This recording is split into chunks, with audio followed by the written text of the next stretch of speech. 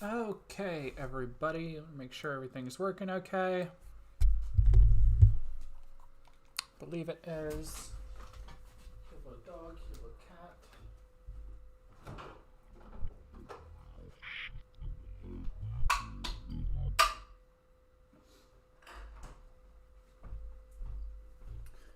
Forgot to give Cat food right as I was going.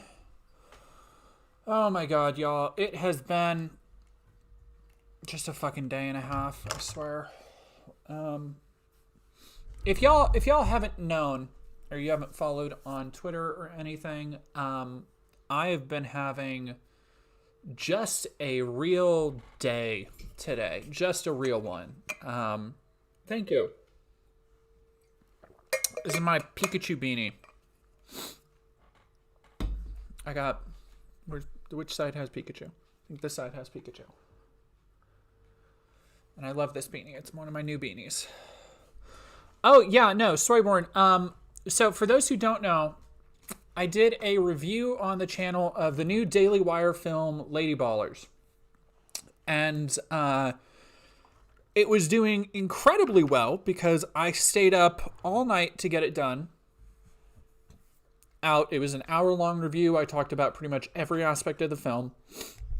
And it had about 72,000 views, which is for my channel very, very good. It was taking off in the algorithm. It had reached number 2. If you had Googled Lady Ballers review, it was the number 2 spot under video. And last night, I got to wake up to it being content claimed by Daily Wire. So completely blocked, demonetized, wasn't able to be on there anymore. So I had to quickly re-edit it, and it is now uploaded on the channel. So if you have watched that video before, go give it just a like and a comment real quick. Watching and watch time definitely helps, but I'm not going to get a fraction. Like they got what they wanted, basically. They were able to use the YouTube content system to silence what was quite literally the biggest, at some point, the biggest review on the internet, and that just happened to be mine. Which they did. They also did for Jesse Gender's video, so they have a history of doing this shit. So that's been very annoying, and it put a damper on my day. It put a damper on my mood because I was gearing up to start working on my next couple essays. I have the Savvy video coming out tomorrow, and I was ready to... Elena Farrell, thank you very much for following. I was getting ready to kick my next big video essay into high gear. Oh, thank you so much, Patrick, for $2 through Super Chat. Yeah, that sounds right. Lady Baller says a 2.8 out of 5. That sounds right because, as many people in my comments like to put out there, it has a 97% rating on Rotten Tomatoes, which is what Daily Wire has been touting. But that is, predictably, user scores, which are easily inflated and not trustworthy as an actual marker of quality. But I imagine something similar is happening on Letterboxd, because last time I checked, Letterboxd was heavily skewed in the half-star direction. Yeah, Mockingbird 2.8 is way too high. Oh yeah, Cashapp, I wouldn't be surprised. And I don't think, I have no idea. I do know that some of the stars of the movie, at least 2 stars of the movie, did comment on my video on Twitter. So somebody from the Daily Wire is cognizant of my video.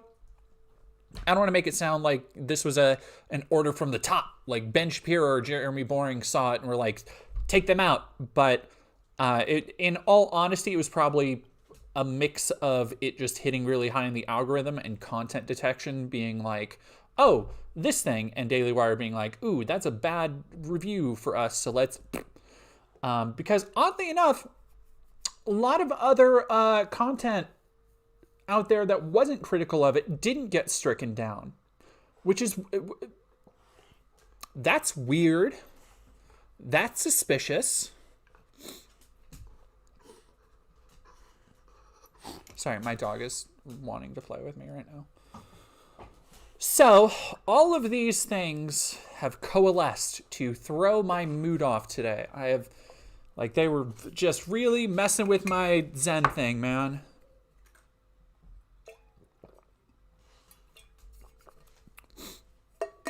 Jane Derp, thank you very much for the $10 saying thank you for your voice. I really do appreciate all the support, and I want to thank everybody out there who's already been going to bat and who is already, Dragon Legit, a certified not ballin' day, who has already been commenting on it and trying to get it back up. I am happy to say, for now, the video collaboration I did with Savvy Writes Books is hitting tomorrow at 10 a.m. Pacific Standard. And that one should be, it got ad approved, so we'll see if that gets taken down too. I haven't heard from Savvy any issues on her end with her side of the video, but if you haven't seen that video yet, go over to Savvy Writes Books channel. We did a video collab talking about the Daily Wire's children's programming, where I watched all of the programming available, and the second half of our collaboration will be hitting my channel tomorrow. So I do appreciate all of the help in boosting those and supporting those videos if you can give it.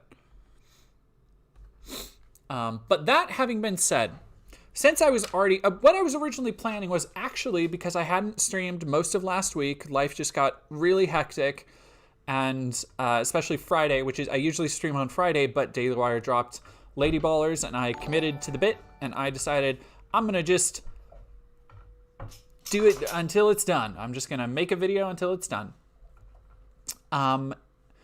So I didn't stream Friday. The weekend was crazy busy.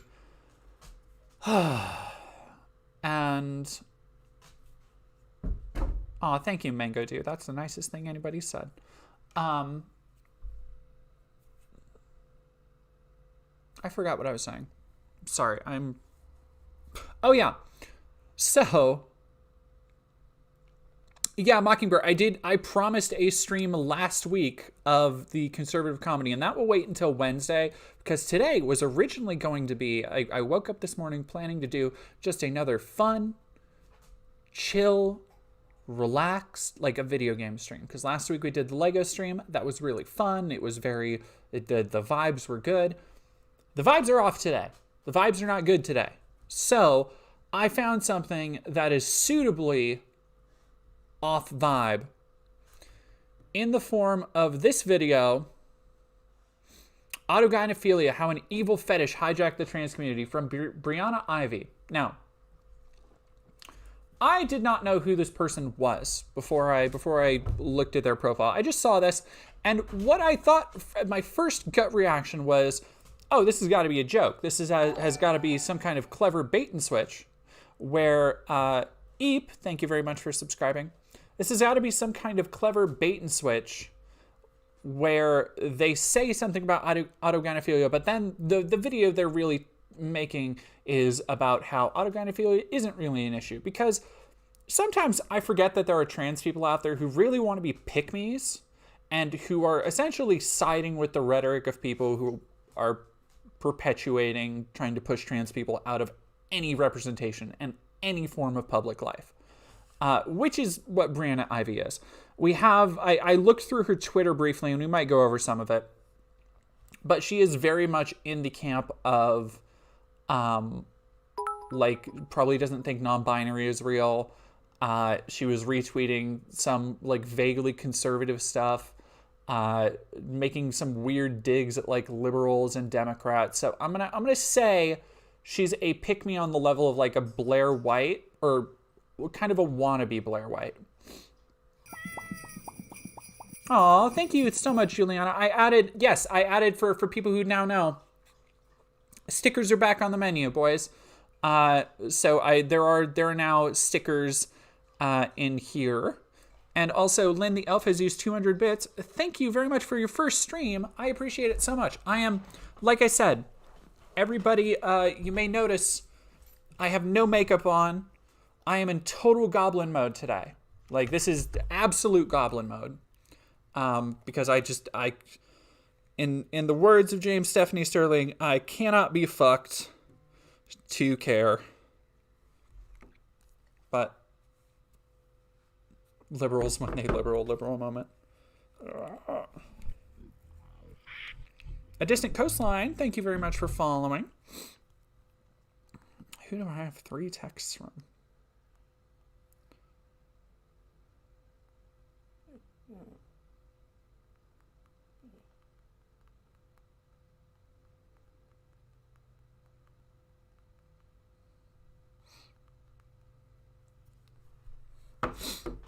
Oh, stop it, Rubber Freak. I appreciate it, though. Dog, come now. Behave yourself. Nobody can see. I have the camera zoomed in now, so nobody can see dog, but...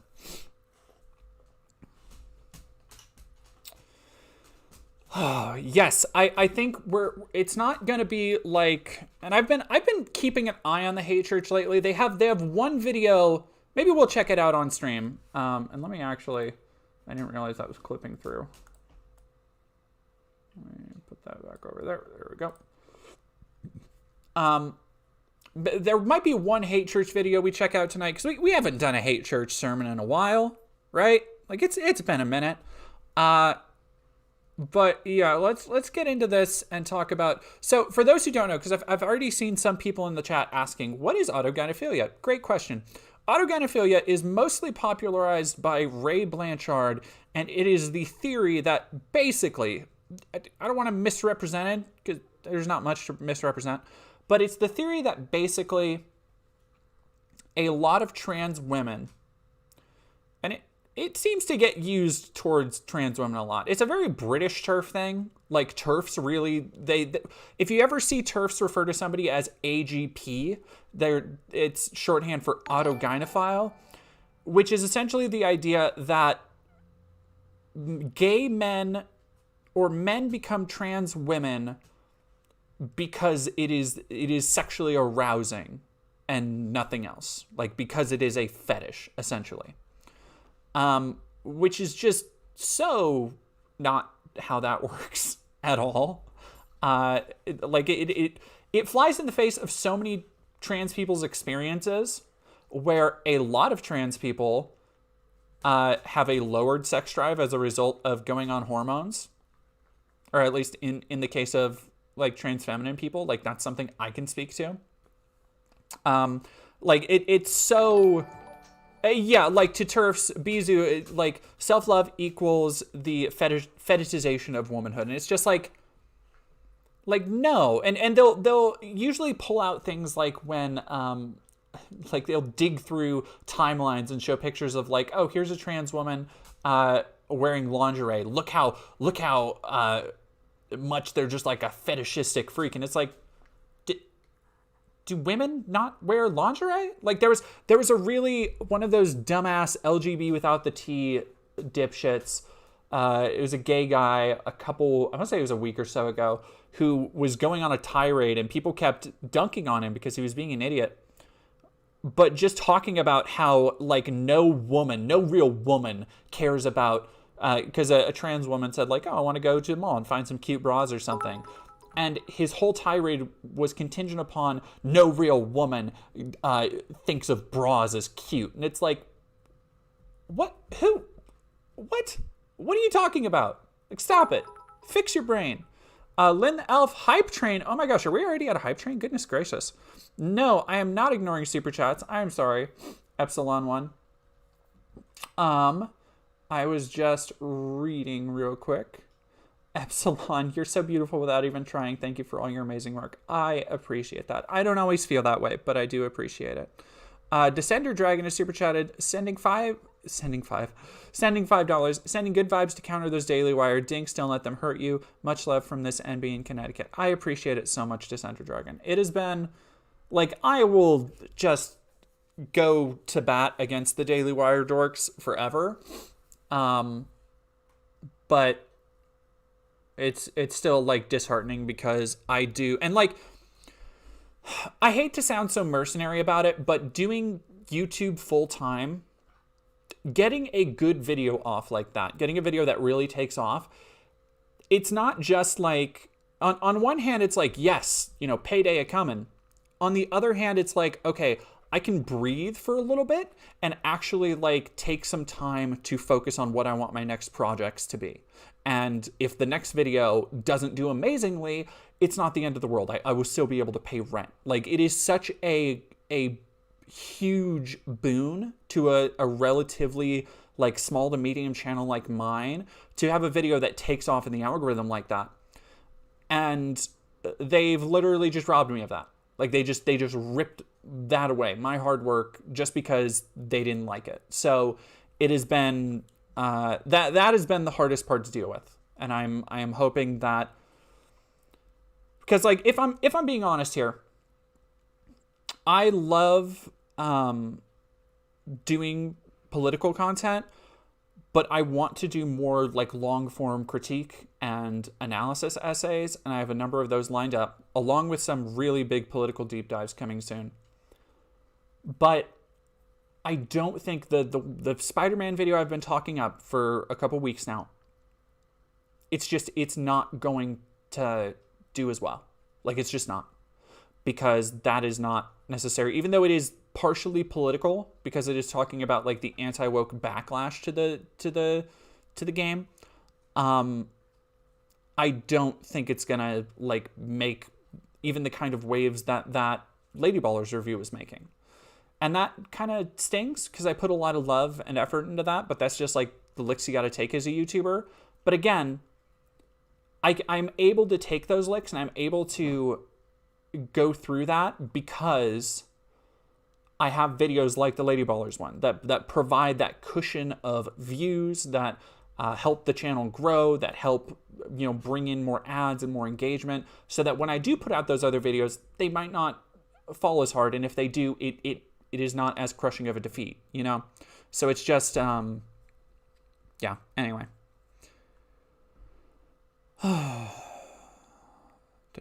Sorry, I'm going back through the thing.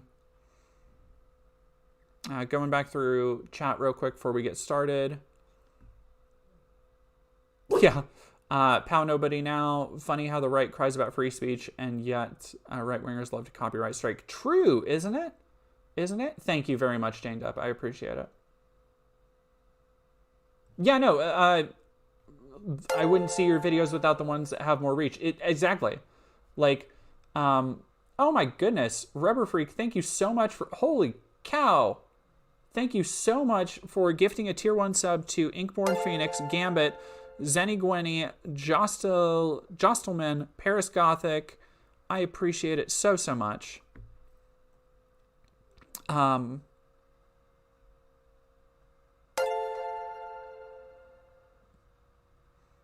Yeah, Rubber Freak 66. Hit me up if you have Twitter. Feel free to hit me up there, or my the kind of business contacts email is on the about page of the YouTube channel, and we can check it out there. Noel H, it was a manual claim. It was a manual claim and blocked. So it was not an automated one. The video had already been approved twice by YouTube, because it goes through automated checks when it first uploads, and it had limited ads because it had, you know, questionable content. The ads were manually reviewed, and it got the green light for full monetization. And at that point, when a video gets a green light for full monetization, the algorithm picks it up a little bit more, because even if it's doing well before, it isn't approved for all advertisers, so the algorithm will just be like, eh. But like, when it gets a green light, that's when it really takes off. And it was just hitting that arc, and Daily Wire clamped down on it.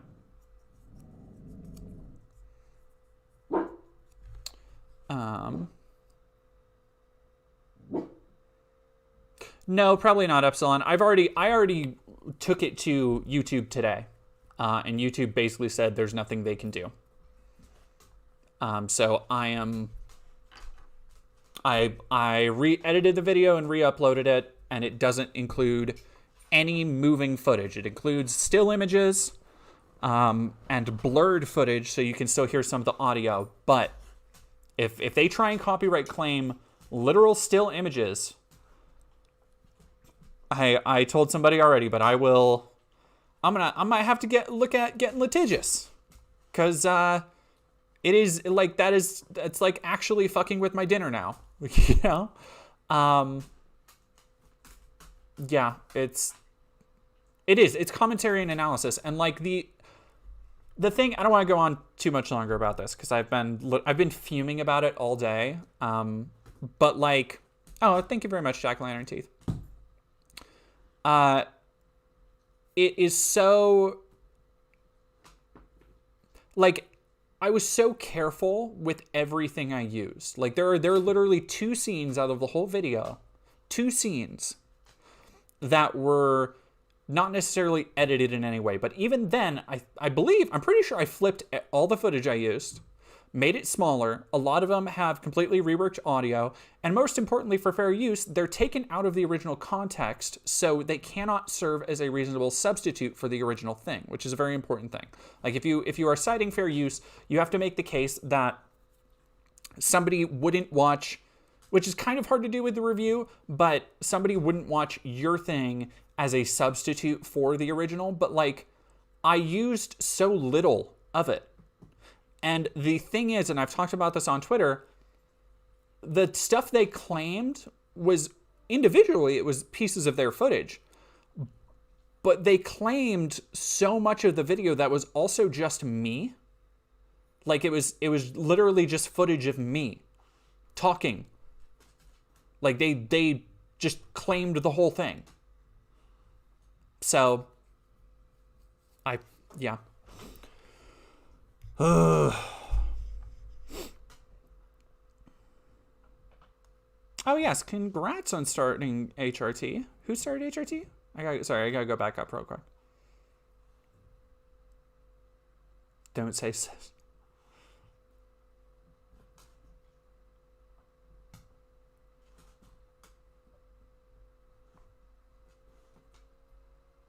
Claim one of their videos in vengeance. Yo, if they do a video on me, I'm claiming it.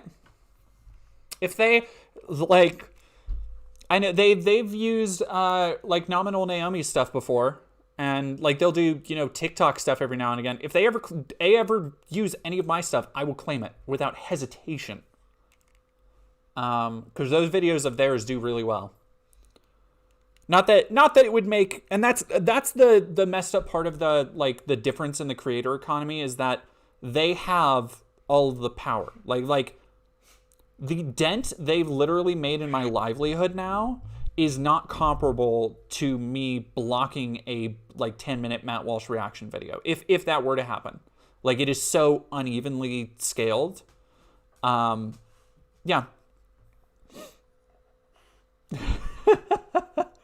Patrick W. Tune, $5 saying the cast of Lady Ballers is like the Avengers of people cited in Manifesto. So true. And yes, awesome kid, TH. Congratulations. Alrighty, so with all of that out of the way, let's dig into, well, first off, they got this nice advertisement for Werther's, which we love. Love a good Werther's original. Oh shit, I just fucked that up. Nah.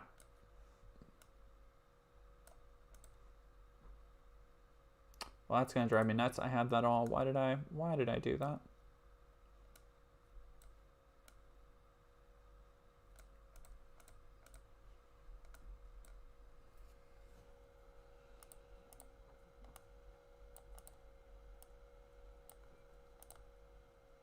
Okay, that looks even. All right, we're all good. Darren Bank, thank you very much for joining. That's true. I am a well-known Werther's stan. Let's get right in here. Taste of fall, a day not to miss. It's a touch of that and a bit of this. Werther's original. All right, let me skip this real quick. Sorry, I gotta answer this text.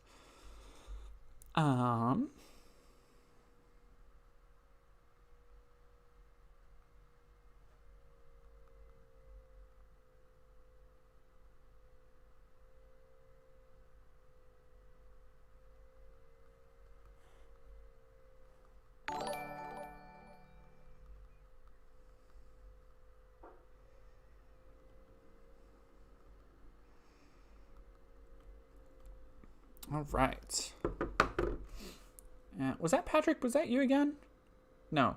Who was that? That'll come up in a couple minutes, I'm sure. All right, so let's learn why. How did she put this? Autogynephilia, how an evil fetish hijack. God, girl, you did a half hour. Queer theory. Oh boy.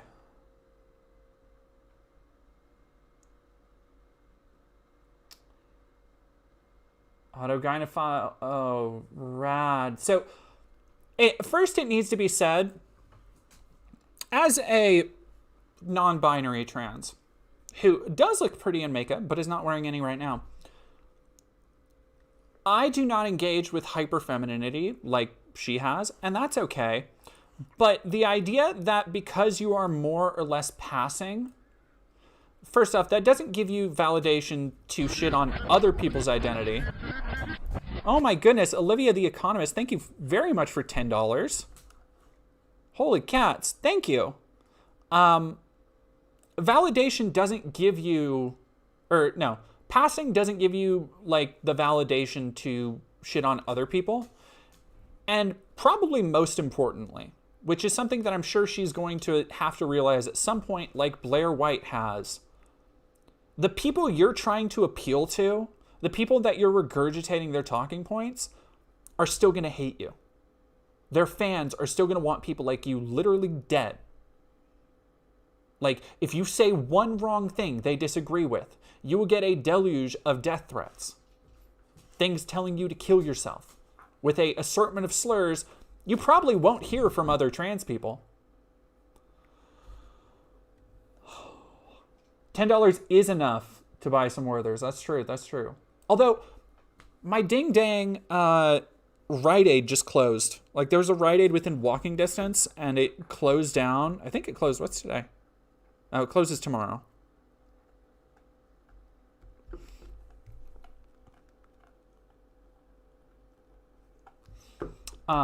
Insert Puns Here has subscribed. Thank you very much.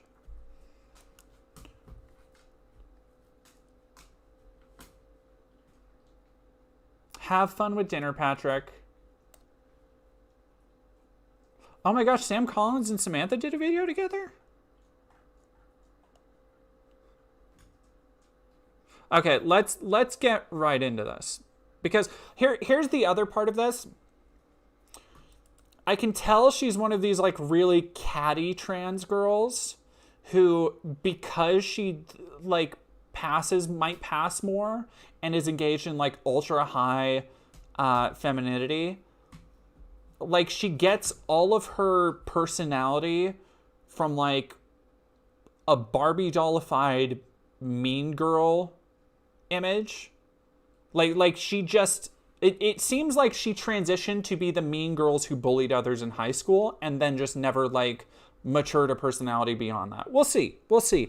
I just get that vibe from her Twitter. Well, we'll see. Hello, everybody. Welcome back. Welcome back to Brianna Ivy's channel. Thank you guys so much for tuning in. I'm just going to keep it real.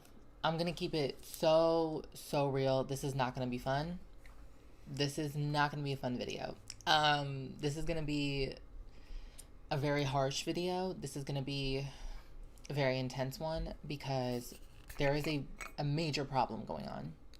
There is a major problem going on, and I've had it up to here, beyond where I can even reach. It's time that we take a firmer stance against what is happening right now. And what I'm referring to is within the trans community, trans activism, within liberal. She was in the, sorry, I cut her off. She was in the middle of saying liberal. All right, I can't. All right, let's go. Liberalism, within progressivism, within the LGBTQ community. It is disrespectful to what I go through, what other people with gender dysphoria go through, and it's disrespectful to women. And I have a lot to say on it. So let's get started. Let's not even waste time. Yeah, today please. We'll be talking about autogynephilia. To get started, we first need to understand what is autogynephilia. The definition of autogynephilia is a male's propensity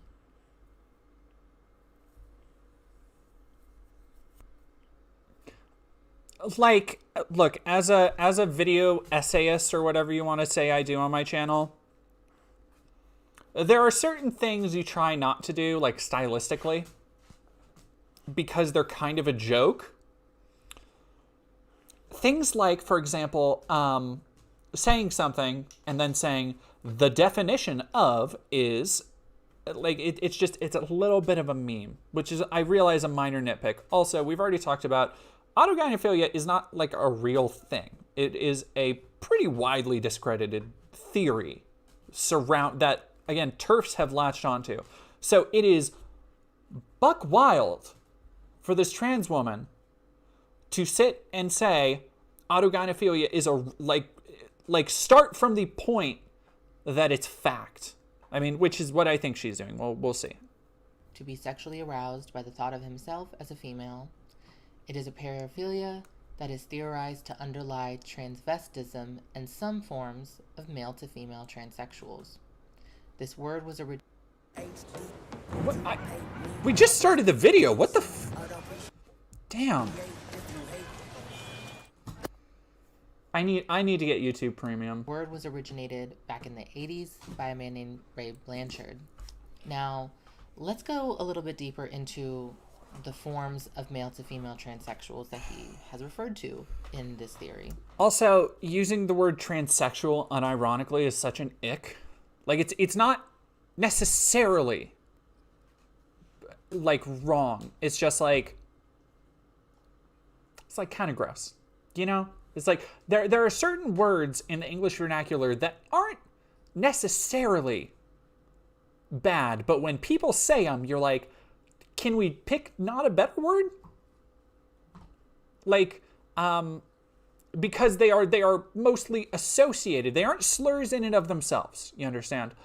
But they are associated with the people who would say slurs. Like, the word Oriental is a really great example. It's like, if you hear somebody call a person of Asian descent, quote unquote, an Oriental, you're going to go, you couldn't pick a better word? Like, why? Why that one? Pray tell. Because I feel like words like those belie a certain, not just ignorance about a subject, but already give away the point of view that they're coming at it from. So, like, her already saying transsexual is so dated. Which, I mean, makes sense that she's talking about Ray Blanchard here. But anyway, I digress. Alex is Uncultured is super chatted $5. Thank you very much. Did you say something with that? Let me scroll back up a little bit. I cannot see. And Awesome KTH, thank you very much for subscribing also. And Olivia the Economist, I did thank you. Insert puns here, subscribing. Okay, cool. I'm all caught up. Just want to make sure. Alex the is Uncultured. I'm sorry if you did send something, it did not show. Yeah. Okay. The text version of you saying German iron crosses. Yeah, Elena Farrell, she is, like, it is really it's a beat for sure. We have two. Pseudo slurs. That's a good way to put it. The first one is considered homosexual transsexual, trans women attracted to men, or male attracted trans women. The characteristics of this group, is she literally just taking from, like, she's just quoting from young boys. They transition earlier in life, and they are also motivated to transition due to societal perception that they would be more accepted as heterosexual. Okay, first off, societal, but second off, I'm not gonna do that. I'm sorry. I'm not gonna be a grammar Nazi. However, I will play this up just a smidgen. Sexual trans women versus homosexual gay men. We have the next one, the autogynephilic transsexual. These are trans women attracted to women. The characteristics of this group, the autogynephilic transsexual, typically traditionally masculine young boys. They adhere to the expectations of masculinity and as they develop throughout their boyhood. They transition later in life, and they tend to identify as lesbian. So her entire point here, or Ray Blanchard's point here, was that, which is just absolutely undone by every kind of trans person. Like they're basically trying to say there are two types of trans people, trans women. There are those who they transition younger, they feel it from a younger age, and those, to her, I'm guessing, are going to be the genuine ones. Like those are real what she would call transsexuals. And then there are the fake ones who are attracted to women, which feels completely like arbitrary in this equation. And they transition later, and they had a really masculine childhood. But like, what about people who fall outside that? I didn't have a masculine childhood. I didn't really present that masculinely for most of my childhood. Like I've always been fairly androgynous in how I wear, or in how I dress, the things I wear. And now I've started transitioning using hormones. And she, I'm sure, would say, as a non-binary person, that I don't exist, or it's a fetish or something. But I've also kind of like have a drastically lowered sex drive. My transition and my perception of myself isn't based around like what I see as my sexual value. Like it's just such a weird, it's such a weird mindset to approach this with, and I don't. Whatever. Sorry. I will let her do the speaking. Oh, honey, don't we all know about those? Don't we all know about the trans lesbians? Autogynephilia was coined because... What do we know about the trans lesbians? Classifications, including gay drag queens, and also because autogynephiles are aroused by the idea of inhabiting a female body and not just feminine clothes. This is very important. Autogynephilia is a paraphilia, and a paraphilia is an unusual, intense, and persistent erotic interest. Why the hell are we... Indeed, why the hell are we doing this? Because the way she's framing it leads one to believe that if you're a trans woman who is attracted to feminine people, other women, trans or cis, non-binary or whatever, then that's because you are innately, you're not just attracted to other women's bodies, it's because you are fetishizing your own? I guess. We talking about a fetish. I ask myself that same question. I ask myself that question a lot. And where I believe the origin of this fetish dominating the gender dysphoria and transgender conversation, I believe it has come from queer theory. A little background on queer theory. So queer theory arrived in the 1990s. The gender studies that the perspective questions the perception. Oh, honey. Oh, honey. Honey. Sweetie. Darling. Girl. No. No, no, no, no, no. No, no, no. No, no, no.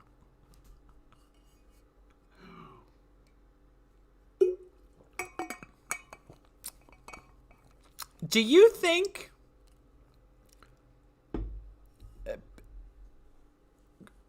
queer people haven't been studied in psychiatry going back further than 1990? Questions. All right. So what she is saying is that arrived in the 90s via gender studies, that the perspective that questions the perception that gender, which there are thousands of ways you could have edited that better to say it. The perspective that questions the perception that cisgender and heterosexual identities are in any sense standard. You could have cut off like 3 or 4, 5, 6 words there. Doesn't matter. It's fine. Neither here nor there. Point is, no. Like, it is well known, of course, the institute that was burnt to the ground by the Nazis was almost kind of a Library of Alexandria when it comes to queer theory and queer research. Like, people have been trans quite literally across cultures and time since the dawn of history. Just because more people are able to accept that and understand that about themselves now doesn't make it suddenly invalid.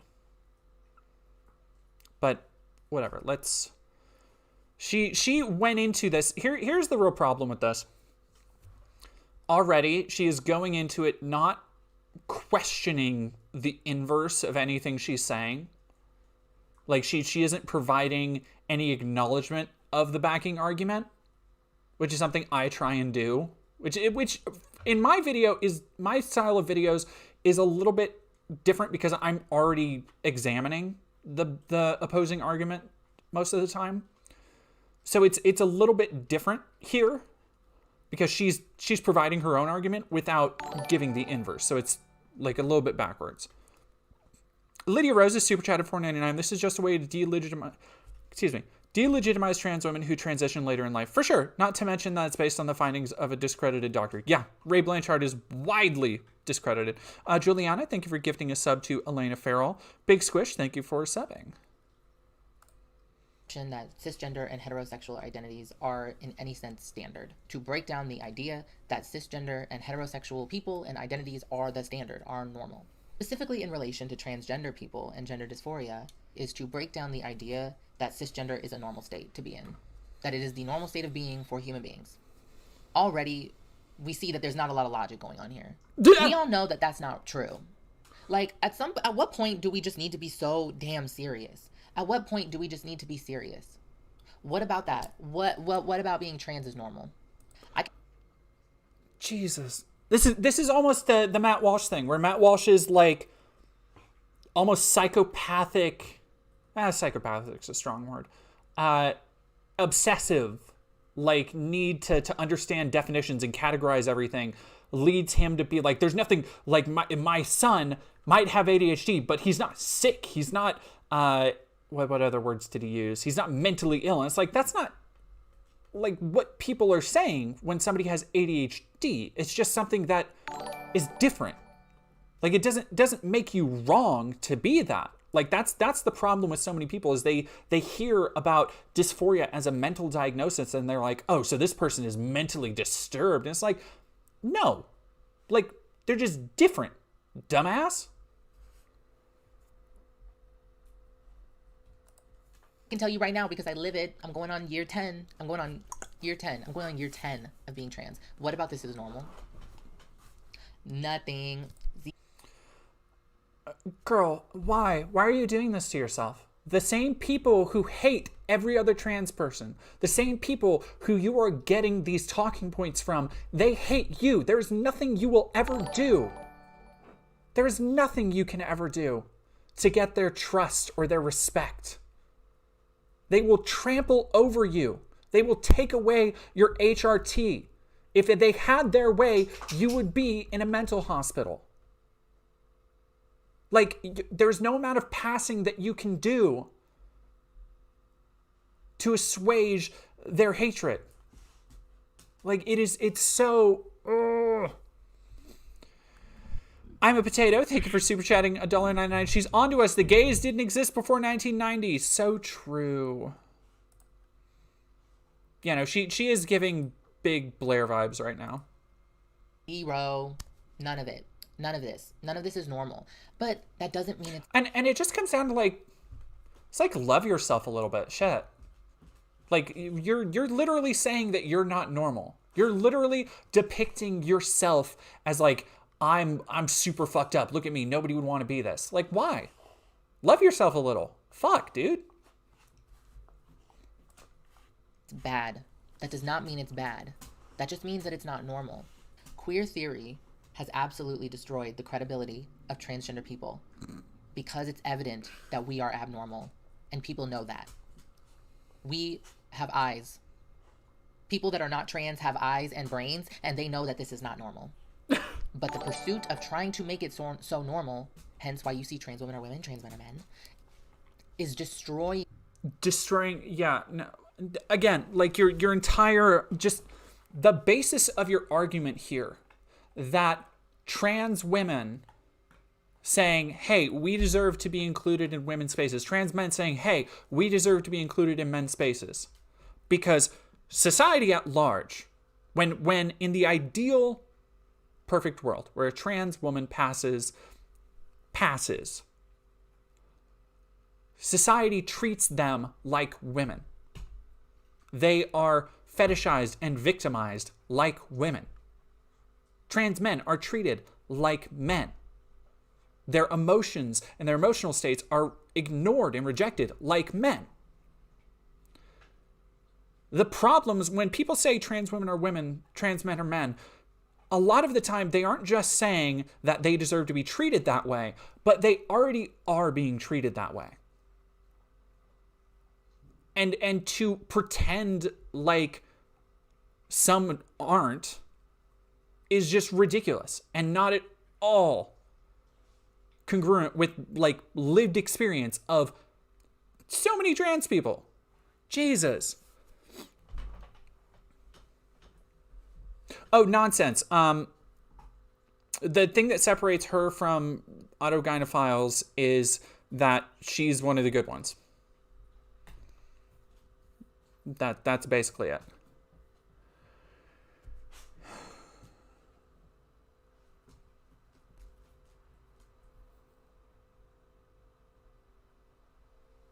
Yeah, this is just Dragon legit. This gives me biggest Africa country vibes. You're not far off. Our credibility. These people look at us and they're like, "What are you talking about?" I don't even know what we're talking about anymore. Just making that clear. More insidious. That's very clear. It is painfully clear that you made no effort to actually understand the queer theory you're shitting all over. Like, it is so blatantly, obviously clear that you went into this with entirely preconceived notions and only listened to one side of a debate that affects you personally. And your ignorance is showing. It is glaring. Part of this is that the deconstruction of cisgender being the norm or being the normal state of a human being to be in has also deconstructed the perceived norms and traits within true transsexual gender dysphoric people, aka the birth of everyone and anyone can be trans. Because that's not, no, trans people are trans. If you're not trans, you're not trans. That's not what? B is super chatted or 99 cents. Thank you very much, B. Activism has militarized queer theory. It has also made way for organizations like WPATH. Lydia Rose, thank you very much.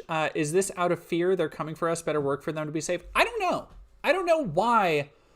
Like, I don't think so. I think it is out of cattiness. I think it is out of... You see this sometimes, like with Blair White, with people who are trans and they have been transitioning for so long. And like they feel that they have earned their place, like by being on HRT and undergoing that transformation for 10 years, which, like, hats off to you. That's not a fucking easy thing to do. I'm not going to act like it is. But then they see other people who are just discovering that about themselves for whatever reason later in life, in their 30s, their 40s, maybe even their 50s or later.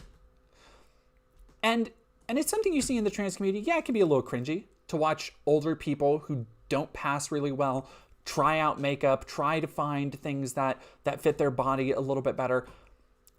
But that's somebody else's personal fucking journey.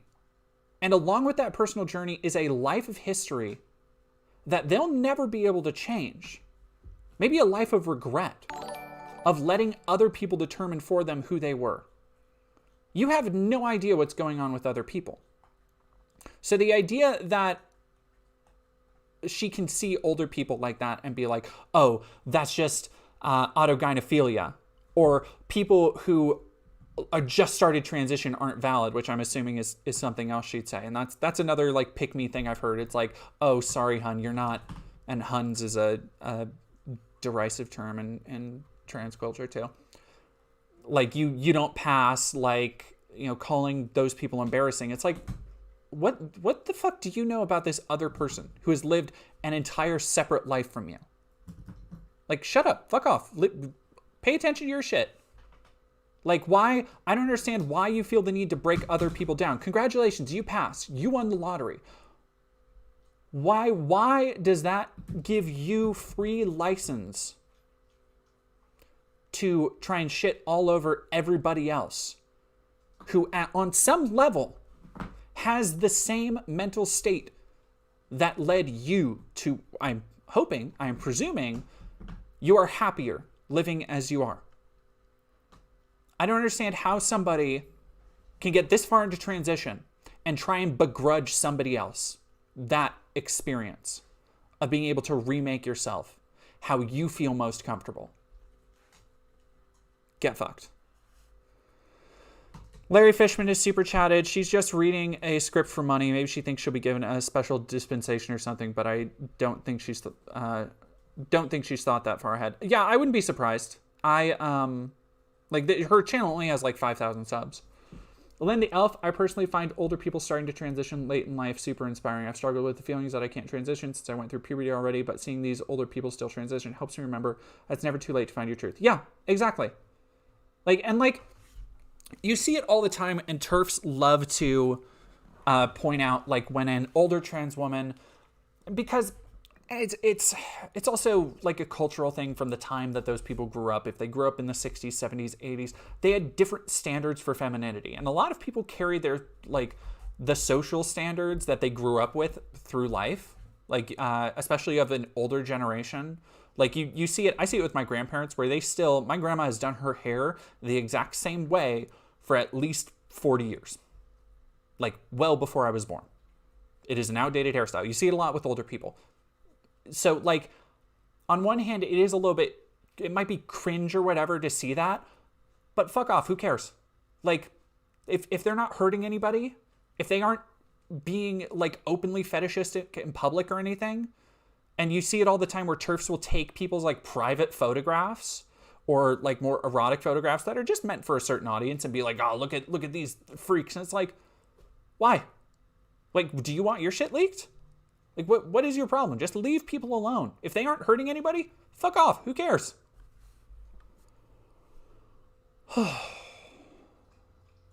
Sorry.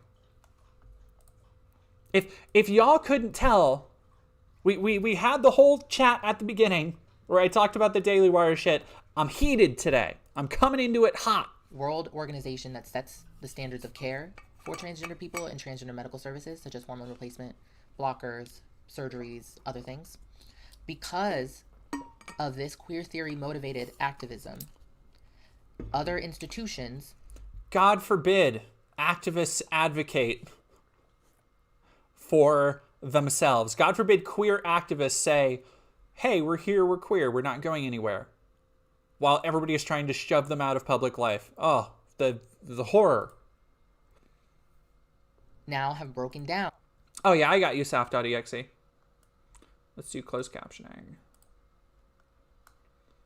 There you go. The barriers. Yeah, Soldier, exactly. I know exactly what you're talking about. Services. These activists have pushed so hard to say this is normal, we are normal, anyone can be trans, everyone is trans, transgender is normal, cisgender is weird. It's nobody is saying that. Who is saying cisgender is weird? Who is, like, this is seriously like some Daily Wire shit. This is just Matt Walsh like drawing weird conclusions. I was like, nobody's saying cisgender is weird. Nobody, and like, it's such a disingenuous way to frame, oh, transgender is normal. It's like, if somebody is saying transgender is normal, what they're saying is somebody can be trans and you don't have to feel like a freak. You don't have to feel like you need to keep that aspect of yourself in the closet until you're 40 or 50. You don't have to feel like nobody will ever love you if you are comfortable with your body and who you are. Like, when people say trans women are women, trans men are men, when people say trans is beautiful, that's what they're talking about. Like, when people say trans is normal, they aren't saying that trans is the base standard of everything, that everybody is trans, you dullard. What they're saying is trans people deserve to live happy lives like everybody else. And at their core, they are no different than the average person, which is true and has borne itself out time and time again. I went through a list a couple weeks ago of trans inventors, people who have worked in fields of science for literal decades. Like, shit you wouldn't believe has been made by trans people. Like the basis for some of the programming that has gone into things that everybody uses, computers, phones, security systems, like the little compiling shit that nobody ever thinks about because it was all invented back in the 80s and 70s. Trans people. Like deep space satellites that are being used to fucking find what planets have water out there. Trans people. Like, they're just normal people. That's when people say trans is normal, that's what they're saying. And nobody is saying cis is weird as the inverse of that. Ding dong. She feels so ageist bullying older trans people. Alex is enculturated. I'm kind of reading into that. She hasn't said much actually about that, but the way that she is leaning on autogynephilia and the idea that they transition later, I'm bracing for that more. So that may be coming. That may be coming. So now everybody had to be like, oh, my bad. Okay, y'all can come in, get your hormones. Like, they're going to start driving trucks around like ice cream, handing out estrogen and testosterone gel. But who is that also allowed into those services to transition? Autogynephiles. Autogynephiles have been welcomed into transition. And as we all know, like I stated about the paraphilic state of that fetish, it is pervasive. It is a pervasive fetish. And allowing these people to transition, just based on your usage, I question if you know what pervasive actually means. Enables it. 1,000%. It enables it. When queer theory and activism. Yeah, exactly. Geez, Gina. But if you say trans is normal, then you must be saying cis is weird because two things cannot be true at the same time. Muav Blahaj, I don't know. And I'm too scared to ask, honestly. This is fine. I'm okay with the events that are unfolding currently. Jack Disco, thank you very much. I love that sticker. It sounds like Master Shake when it activates. I never heard that one before. Yeah, no, it's also fucking hysterical how people are trying to take away like trans healthcare and HRT and make it harder to access. And she's like, oh, they're going to be handing it out like ice cream. It's just, she's just buying into like right-wing culture war bullshit. Thank you very much, Jack Disco for subbing. Has allowed these people and welcomed them in with open arms and a fucking red carpet, okay? A whole ceremony. What you have is people being allowed to engage in fetish behavior through morphing their body to achieve the fetishized state that they desire. Now that they've satisfied that, they need to satisfy something else within that fetish that is even stronger. And transgender activism, modeled by queer theory, has now welcomed autogynephilia into all transgender conversations and spaces. These spaces advocate for all these trans people to access the spaces of the sex they desire.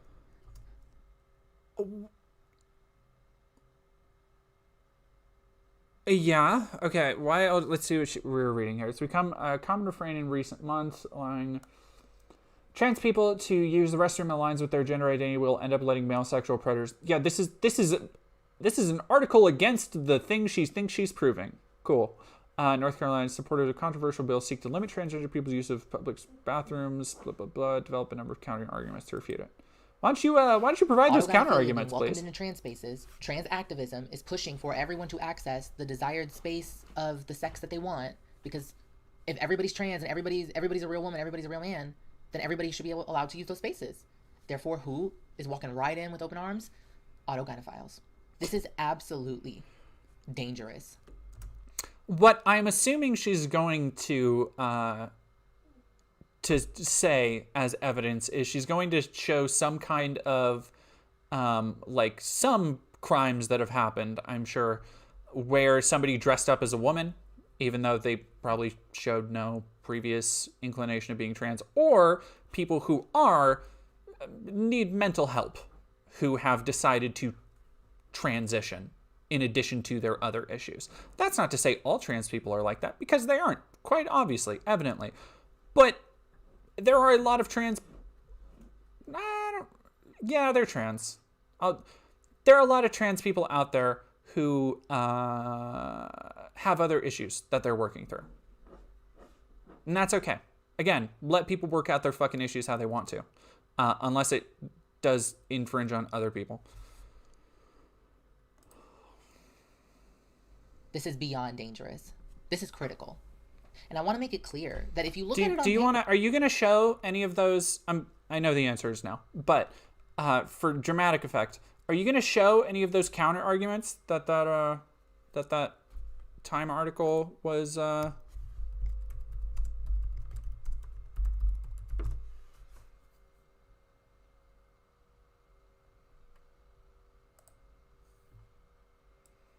Let's take a look.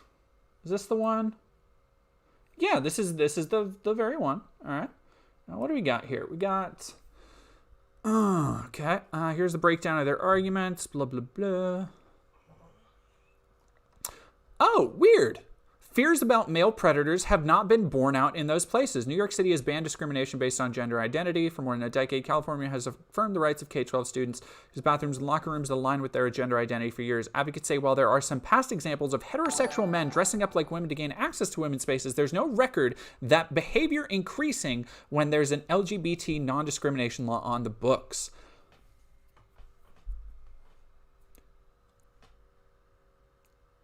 You could have just read the article. The article that you showed off and cited. Pizza Cata, thank you very much. Rothai Red Panda super chatted. Not all of us grew up in the era of informed consent. It was so much harder 20 years ago. That is true.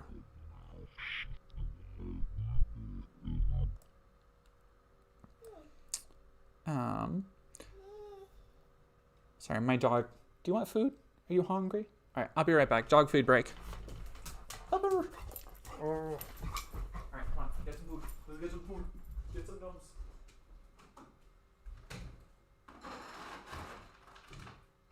Oh, shit. Oh, heck.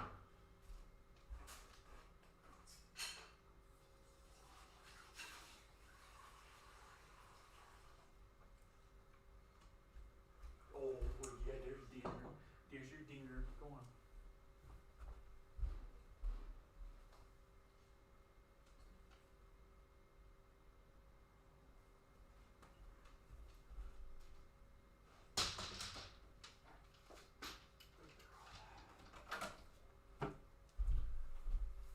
Okay.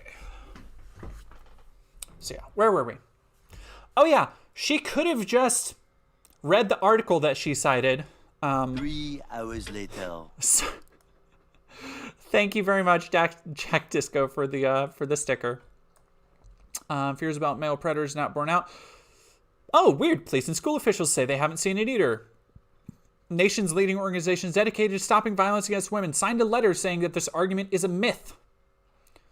Sexual assault remains a crime no matter why someone claims they entered a woman's space. If male predators were waiting for alleged loopholes like this to pop up, they could be using the women's bathrooms already.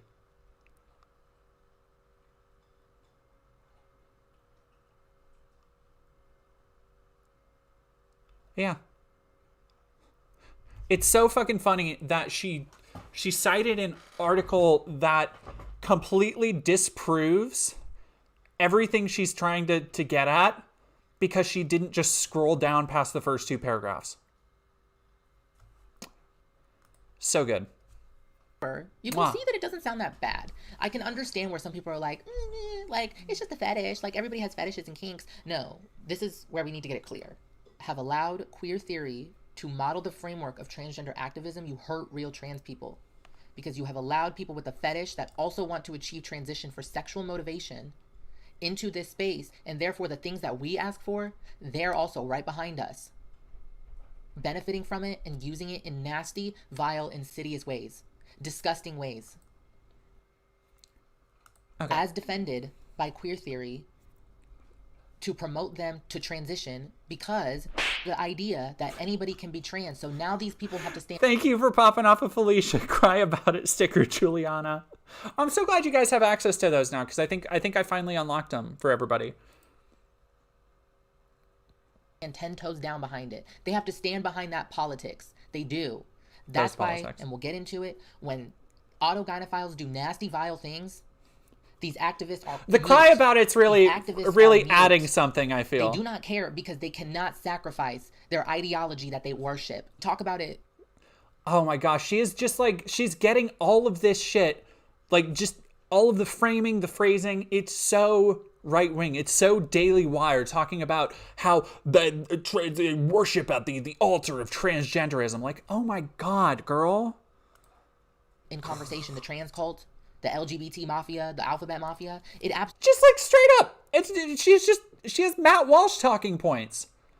Like, girl, Matt Walsh would misgender you to your face. I mean, he probably wouldn't if he didn't know you were trans. Odds are he wouldn't be able to tell. You passed pretty good. But the second he knew, he would misgender you to your face. Lynn the Elf. Honey, they're mute because that shit ain't happening. Thank you for the 5 biddies. Margot McKen, thank you for subscribing. Blair White 2 Electric Boogaloo. Absolutely is religious in nature. It is cult-like behavior because what they worship is the ideology of queer theory, and it has become a theology to them. And therefore, they cannot condemn an autogynephile. Autogynephiles follow the exact path laid out for them by queer theory and by these activists. They can't say anything because these autogynephiles hopped right on the bus and took the right route. They followed all of your principles. Everything you advocated for included them. When you see how this pops up in our society, they are silent because they worship. All right, girl, can you give me some examples, please? We're all the way through this. You're not layering your argument very well, which is unsurprising. But I need some examples of what you're saying. Because right now you're just painting this broad swath and you're making autogynephiles, whoever that may be, seem like a massive contingent of like trans people. Which, even if autogynephiles were a real thing, assuming for a second that there is a large brigade of men just dressing as women trying to go into women's spaces and assault them, which there's not. If there was, it would make up, in our current world, such a small population of an already ridiculously small population that would be the reason you never hear about it. Essentially, it doesn't happen. Give me some examples, please. I would like some examples. It is religious to them. The court finds this theory unconvincing. It is their being. They believe this so deeply to their core that they will allow disgusting, vile behavior to happen in the public. We have to take it. Genuine people that struggle with gender dysphoria have to take it. And I have to sit here and allow these people. I'm going to play with my little Grimlock while she's talking. In America and across the world think that we're predators, think that we're nasty, think that we want to terrorize women, think that we want to trick men, think that we want to do disgusting, vile things. They think that me looking the way I do is because I have a fetish. And they look at me like, oh, well, she's about to turn into a predator any day now. Again, you're not understanding. And I wish my Sound of Freedom video and the video that Daily Wire just copyright blocked were still up. I wish I could point to those comment sections, because those comments, for somebody who is not a passing trans femme, for somebody who is non-binary, I identify as they, them, the amount of people I get on the regular when I engage with any conservative topic, really, calling me a pedophile and a pervert and a freak, the amount of death threats I get. Those are, again, all the same people who you are mad about. And you are acting like that is just some unstoppable force of nature. And they're always going to come down on somebody. But they're always going to come down on you. Like, you are blaming other trans people for the behavior of bigots. Those bigots are still going to hate you. If all those other trans people were gone, those bigots would still push you out of their spaces. Like you are completely missing the forest through the trees. Meanwhile, people that live with what I live with, we struggle. We struggle every... Do you think other trans people don't struggle? Damn day. We do. Like, do you seriously think? And I'm curious what she thinks about non-binary people. Let's go through her we'll go through her purview in a little bit. I have a feeling I know what it will be. But like, do you think I don't struggle? You think I don't struggle trying to get hormones, trying to get gender affirming care that I want and need? Do you think I don't struggle with the money to get those things? Do you think I don't struggle with fucking death threats all the time on Twitter, with conservatives retweeting my profile picture to tens of thousands, sometimes hundreds of thousands of people, that I have to deal with that shit all day? No. She probably would say like, oh, I don't struggle like her because I'm non-binary and non-binary isn't real or something.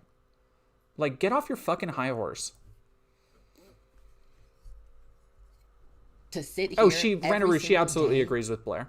And I look at myself and I know that I'm a biological man, yet I want to look nothing like that, is painful.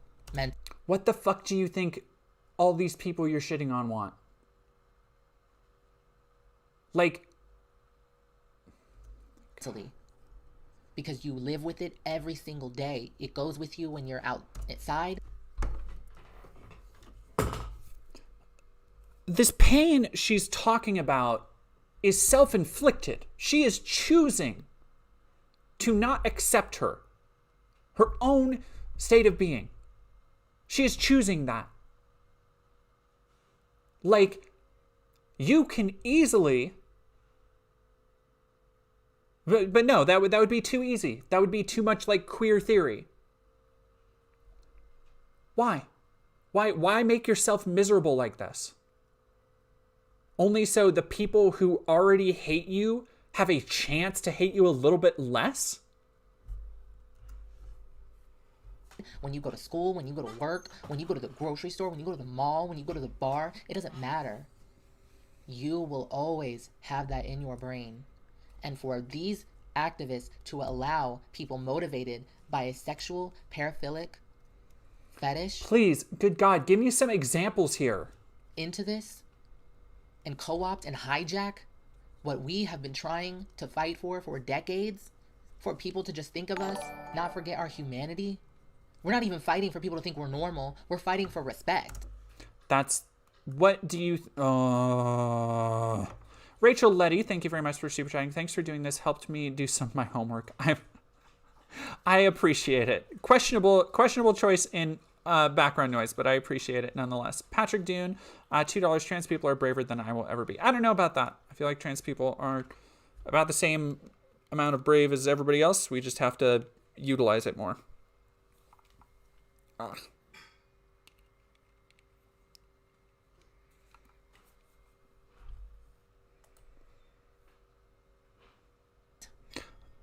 We're fighting for people to just hold on Logan to their Mansion humanity Games when they look at us.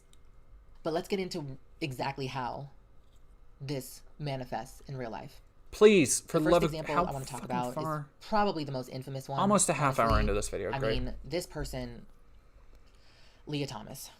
Leah Thomas was the swimmer.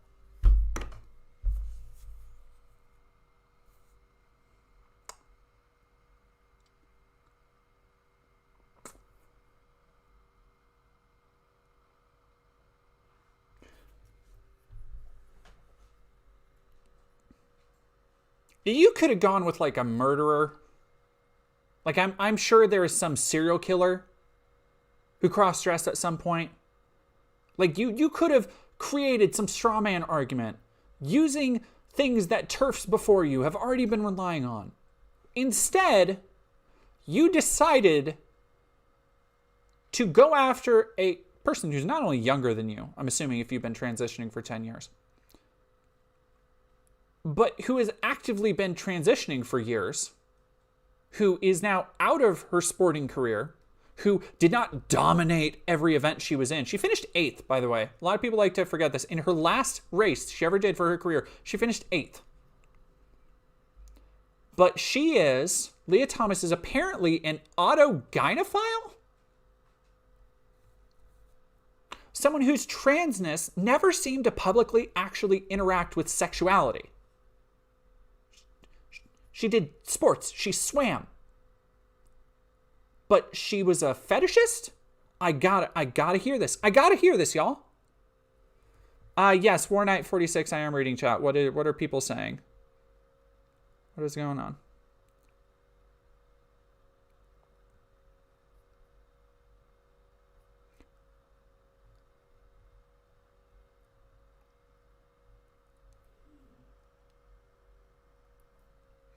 Sorry, I believe I asked last time when I found out you were trans, but I didn't get an answer. Yes, I am. You're okay. I'm non-binary. Bald Christopher, I feel like that's what it is. Like, you just don't like Leah Thomas. Like, Leah Thomas is such a linchpin in the right-wing culture war because, especially when they show off pictures like this, like, she doesn't seem to pass very well. And of course, they take the most unflattering ones. And guess what? A lot of cis women, when they don't wear makeup and stuff, don't meet this mythical standard of passing. Like, girl, do you want to take off your makeup? Like, look at me. I'm not wearing any makeup. Everybody knows if I wear makeup, I look a lot prettier. I look a lot more feminine. That's just the way it works. So I always feel like Leah Thomas is such a fucking cheap shot, and she puts up with way more shit than she ever needed to. Verdant Eclipse, thank you very much for the 300 biddies. I don't understand how these kinds of people voluntarily join the leopard eating faces party so easily. How do they not see that the talking points they spout are from people that want us gone? I wish I knew. I wish I knew. Yeah, female athletes don't look like models. Who knew? Oh, Patrick, thank you very much.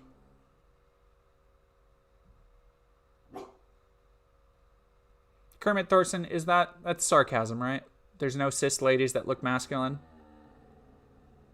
I really hope that's sarcasm because like transvestigators are a thing.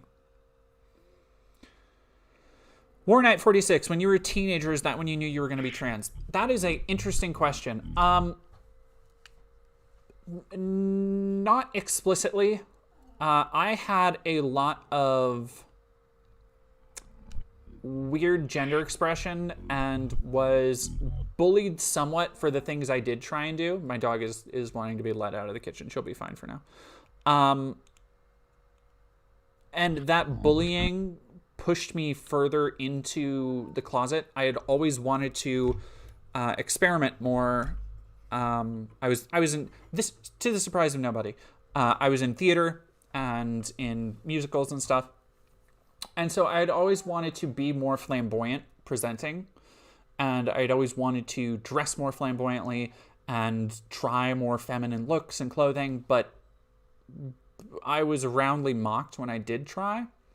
And especially in sophomore or senior year of high school, I was the lead in the school musical. And everybody seemed to like me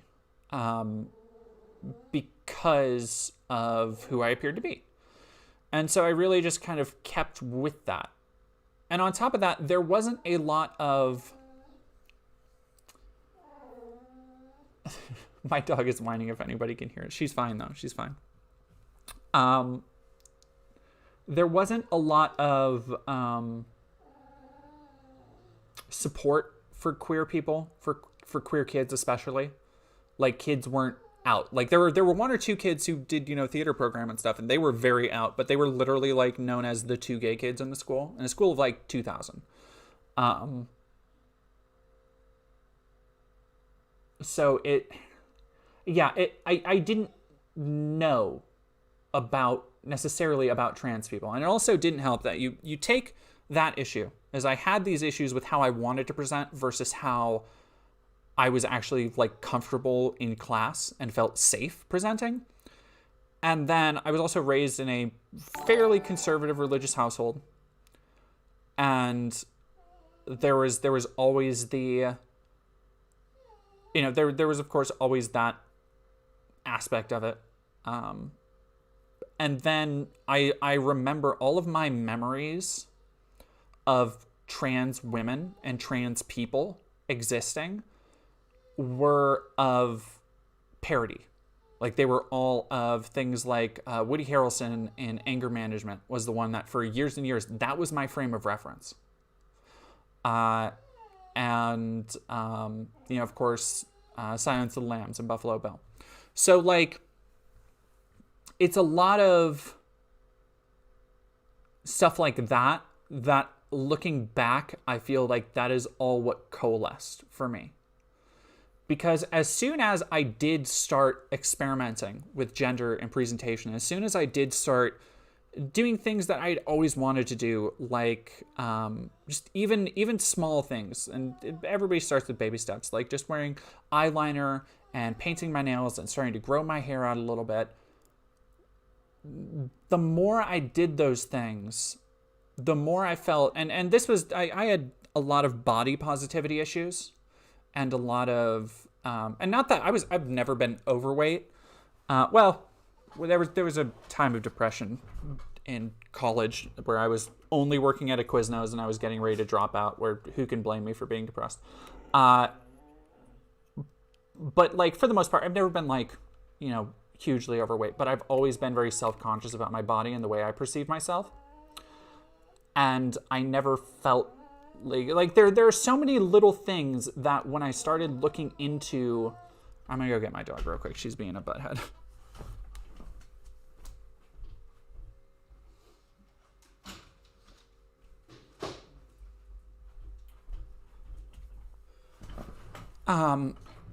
So many little things when I started actually looking into what this person would call queer theory. Oh my God, Olivia Ann is super chatted $50. Thank you so much. Holy crap. I'm going to scroll back up and see if I can find your... Jane Derp, $5. I was right-leaning pick-me when I was younger. Yeah, same. And I confirmed there are no good ones, and they will so eat your face and hate you. I was not a pick-me because I did not realize I was trans yet. Oh my gosh, Olivia Ann, did you send something with that? Because if you did, I didn't see it. But thank you. Oh my God, thank you so much. No, and Choppy the Pirate, that, like, when it wasn't until, like, several years into college, which I had a weird rocky college experience too, so I was not consistently going, but I was working at a place and this kind of, like, more alt person was working there with me. And we went out for drinks after one night, and we went to the gay bar, and they were introducing me to some of their friends, and they introduced me using they, them pronouns. And it was something that, like, because they had just kind of assumed, just based on mannerisms, and like I had worn like nail polish and stuff once, and they said like, oh, sorry, I just assumed. And it was such a weird awakening for me that I was like, why would you assume that? And that put me down a rabbit hole of like just looking up other non-binary people and trying to like find a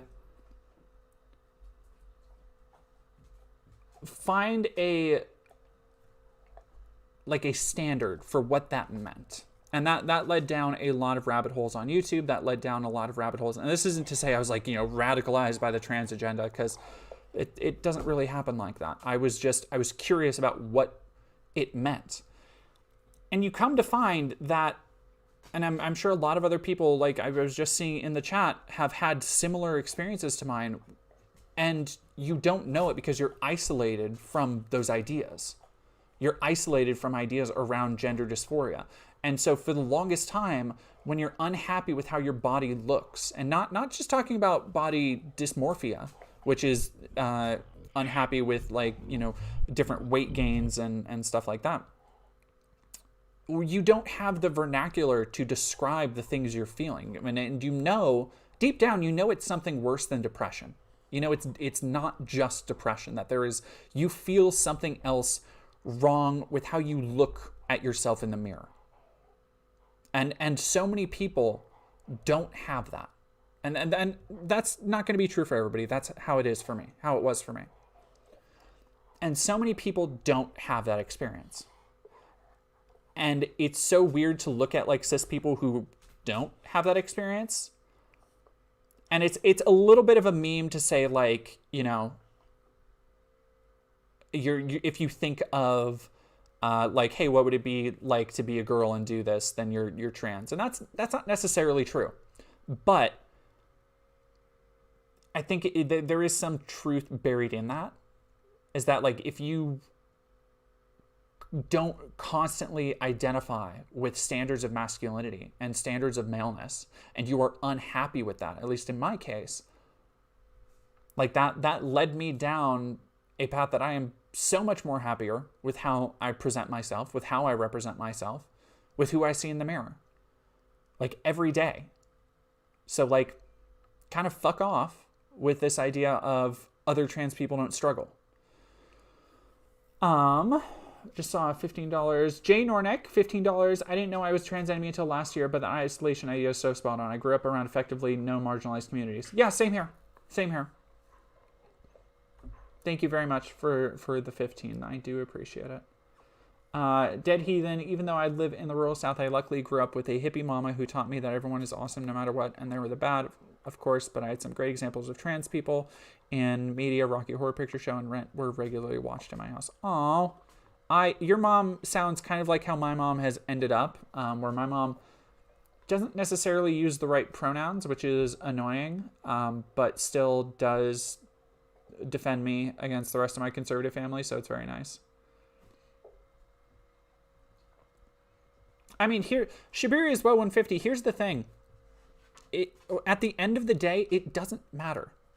Like, there's this need to, and I feel like this happens with a lot of younger people, where, and it leads to a lot of the things where people coming into their own sexuality and coming into their own gender representation for the first time, especially teenagers, they tend to overdo it a little bit. And that's, a lot of people want to look at teens and be like, oh, they're transing the teens and the teens are crazy and look at all this stuff. But that's just fucking teenagers. That's the way teenagers have always been. Like, teens just overdo it on shit.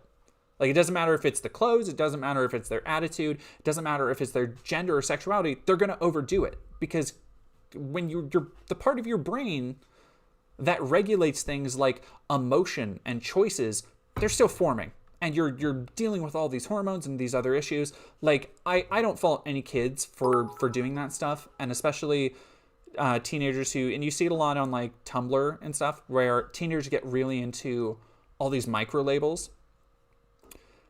And that's all well and good. But at the end of the day, it doesn't really matter.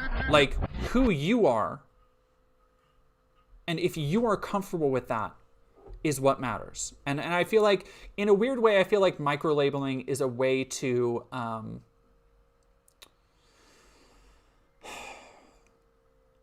want to say like wear a badge, because that's not really it, but it's almost a way to make sure that you are falling within somebody else's definitions, like something that other people can easily define.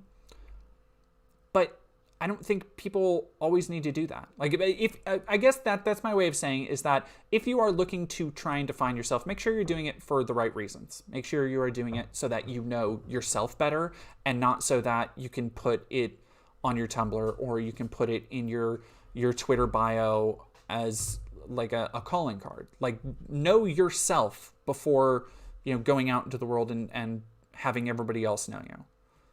I guess is my thing. Gabby is tipped $2. Pick-me's like Blair White or this girl don't see that the right want them gone too. I also feel disdain because they pass. All this AGP BS is literally like, oh, so now you feel pretty and sexy and comfortable in your body. How dare you? That's a fetish, you perv. Yeah, the AGP stuff like that is so fucking, it's so dumb and gross. I hate it. First time I heard about trans people was in middle school, Salty Llama. I had no bearing of understanding of it, so by the time I had some semblance of wrapping my head around it, I was in high school and unfortunately pretty conservative, so I always looked at it negatively. Oh my gosh, there's so much popping off in chat. Goodness gracious. I'm not gay, but I've been alone for a while, and you look like a woman if you used your back door. Would that make me gay? Yes, October surprise. Also, little weird to say in chat. Dog. Hey. My neighbor also has a dog, and they let their dog run around in the hallway, and so it always comes over and sniffs my door, and that gets Lady going. And she's like, hey, who's under my door? Daniel Goshen, $9.99.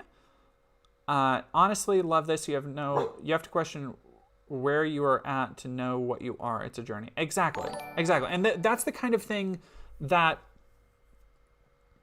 like, again, I don't begrudge any kids who get way into their identity and really are questioning who they are and maybe commit really hard to it.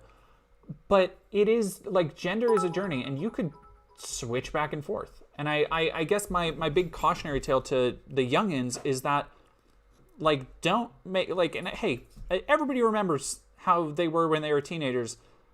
But let me tell you from experience, don't make that your whole thing. Don't make that your whole personality. Because it's there for 4 years and then it's gone. And that shit is never coming back.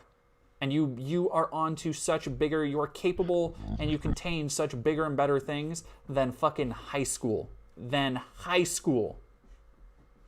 So yeah, just don't get, it's all gonna be water under the bridge at some point.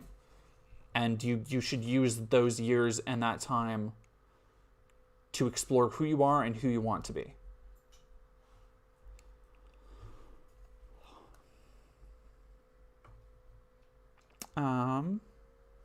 Easy and comfortable to talk to. I try. Yeah, Lily Asuna, I grew up in the 90s. Everything in media told me not to be trans. It was very, very bad to be trans. No, it was a joke for the longest time. Yeah, it was a joke, and trans people were gross freaks, and it really. And here's the weird thing, is for the longest time, is I was very, it's not going to shock anybody to being in my generation. I did consume pornography when I was like in middle school and high school, which is, I know, shock of shocks. But I had internet access and I was a hormonal, at the time, teenage boy. And trans, and I think this is true for a lot of people, while boys consuming pornography is a completely expected thing. It is like basically treated as a norm in society.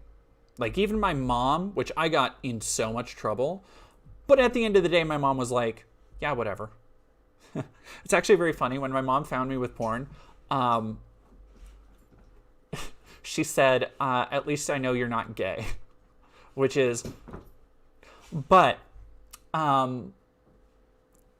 it was the first time that I saw trans people in any positive or even femininely passing light. Yeah. I know. It's very funny, at least. A distant coastline, thank you for that take on the high school experience. I agree, and I'm over a decade out of high school, which I'd spent more time looking inwards to see who I was all along. Didn't come out to friends and family until my late 20s. And that's fine too. Like that's totally okay.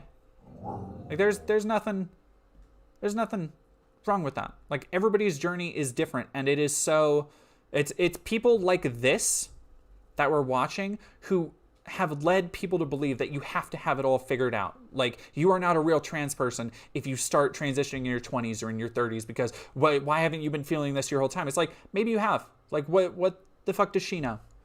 Jocelyn Sanders, high school is about exploring the possibilities, college figuring out the technical side of the possibilities, and everything after is just figuring shit out. Yeah, no, like Jocelyn Sanders, somebody asked me the other day, I think it was on my OnlyFans, somebody asked, like, hey, where do you get your inspiration for, like, videos and the work you do? And I was like, I'm, like, all of this shit, I'm figuring it out as I go. Like, that is my brand. I have no idea. I do what I need, like, when I need to. That's messed up. It was more of a laugh line at the time. Dog. Yeah, well, and Donald, I need heels. It's porn is probably the one time trans women are seen as desirable. I don't think that's not true anymore, because there are tons of very popular feminine depictions of trans women, like Dylan Mulvaney and the Euphoria girl, Hunter Schafer, and Laverne Cox, and they are like, they are not seen as just sex symbols. They are actors, they are influencers, they are other people who are in the public eye. So, like, society has certainly evolved at least to that point. And it is people like, it's people like Matt Walsh and people at the Daily Wire who are trying to drag it back to the point where they are only trying to mock trans women.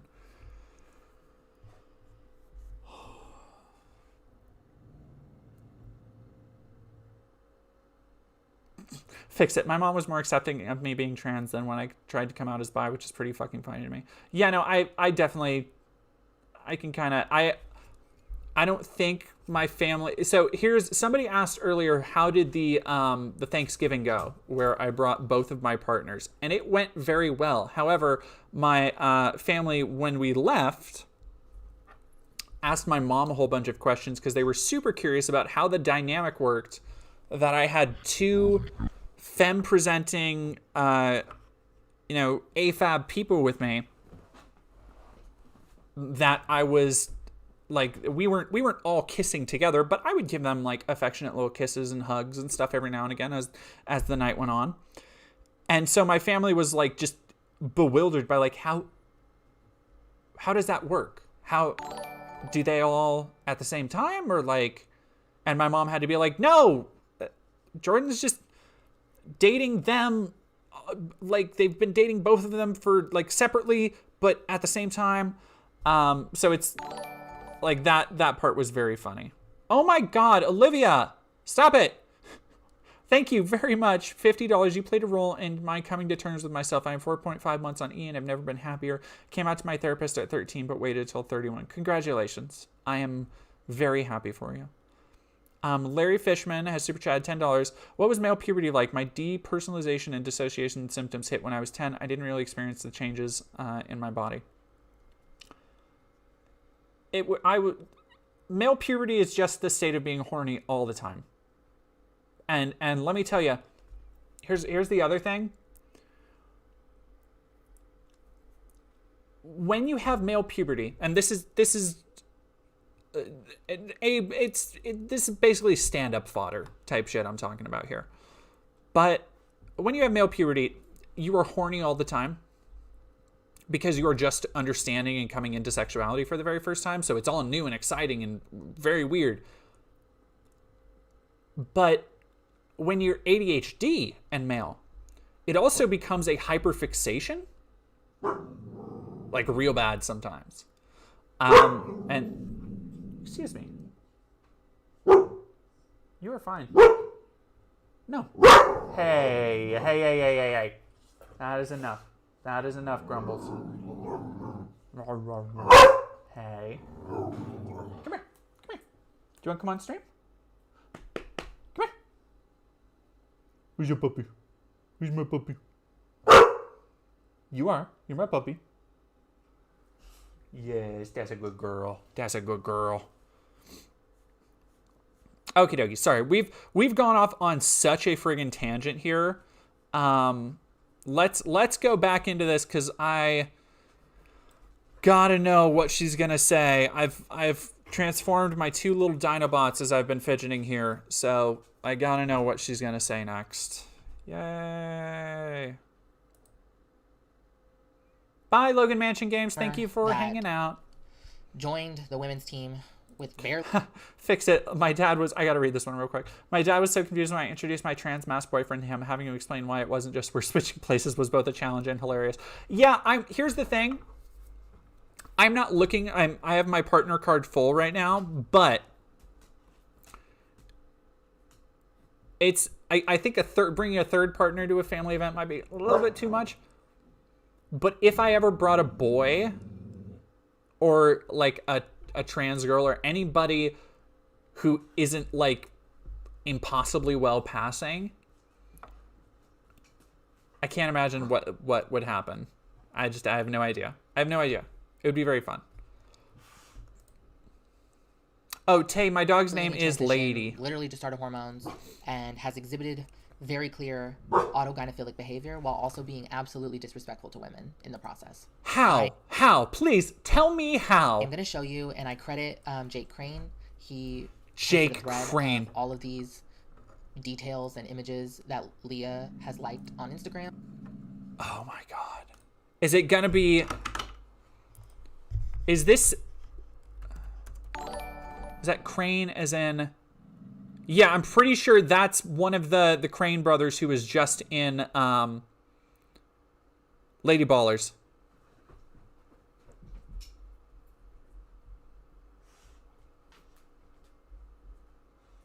Where's your stupid Twitter?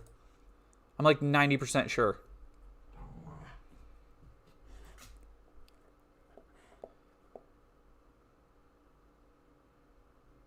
Or he's the brother that didn't have the talent and didn't get into it. No, he is. Yeah, he's a third brother. Jesus. So, works at the Daily Wire. Really good source of stuff. I'm so curious what Instagram... I know, Kermit Thorson. I'm sorry. We went on a deep dive there for a second. I'm going to link it below. It's wonderful. Thank you so much, Jake, for putting in the work to make that.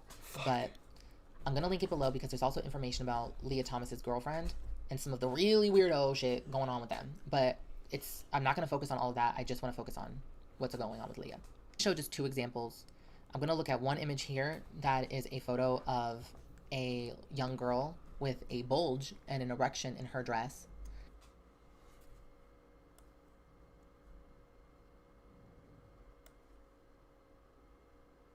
That's okay. And literally on the image, it says AGP trans. Are you kidding me? This could be a joke. This could be like that doesn't necessarily look like a small girl. Is it she could have liked it ironically because it's very funny and dumb? It doesn't look like a young girl, by the way. It looks like a like what somebody is trying to like they're trying to do like a meme of trans people, like this is what autogynephiles look like. Are you serious right now? You're joking. Like, you're absolutely disrespecting my face. And you disrespect... I would disrespect your face to your face.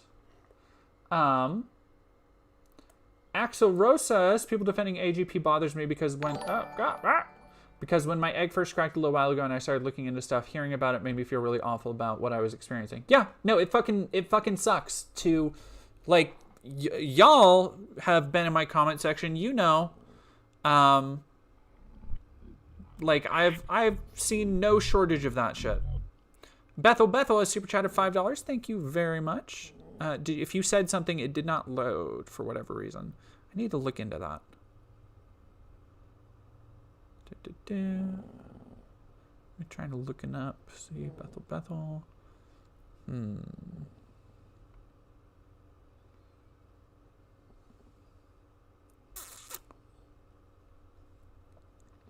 Actually, see if I can do...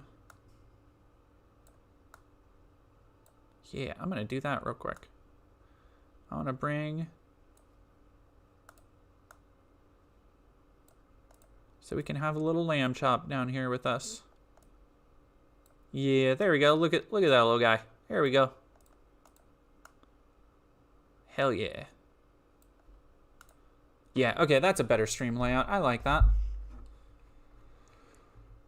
All right.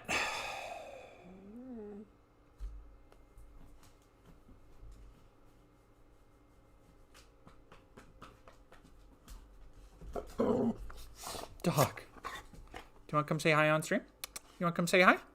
Come say hi? I'm trying to do things, dog. I'm trying to work here. I gotta bring home the bacon so I can feed you all of these expensive toys you eat all the time. Hello.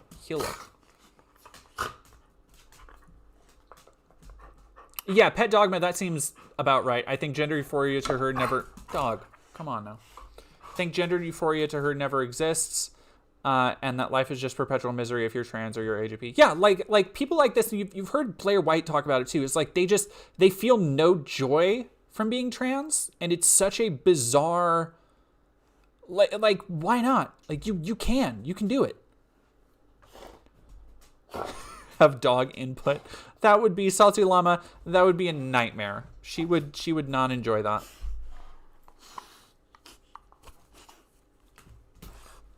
Yeah, if you guys can hear the dog snorts right now. All right. So are you kidding me? We're outraged at this and have no like context for it. I would say that's probably an ironic like, considering it says AGP trans. But what do I know? Affecting women in the process. There's no way this is... Is this her definition? Like, liking an Instagram post is disrespecting. That's it? That's all you got to do? Damn. Serious. And notice where the activists at? Where's the trans community at? We have more important shit to deal with than litigating somebody's likes that we have no context for. Like, why is this is such flimsy. This is so flimsy. Like, are you serious? Where are the activists at?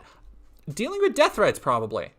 Dealing with people like libs of TikTok who want to put fucking signs on their back so everybody else can harass them out of existence. Like, get fucked. What? This is so disingenuous. Mute, and silent, and zipped. They're zipped. Everybody's like... It's also probably because nobody but right-wing weirdos heard about it. Because activists weren't going back through her timeline of likes. They were being fucking normal and going off to live their lives. No, whatever, trans women are women. What about this? Because if you acknowledge that you're an autogynephile, you're acknowledging you're a man. She's not. There's nothing acknowledging that. It's a meme. Again, it could be entirely ironic because it's a shitty meme, obviously made to make trans women look bad. But no, let's not look at any context surrounding it.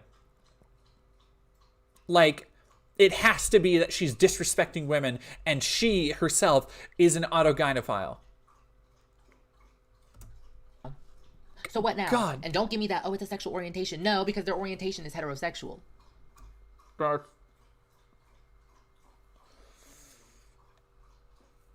Let me see if I have real quick. I'm going to check something on my computer. See if I have it.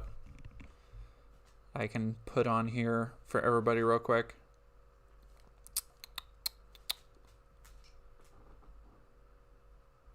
This is bleak. This is bleak stuff. Do I not? What the fuck? Do I not have?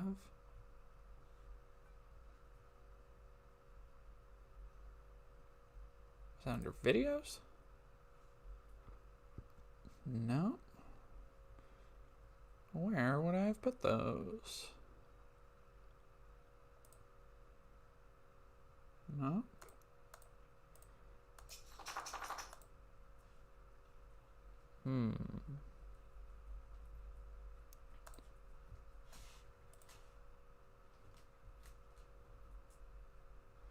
Sorry, everybody. Give me un momento.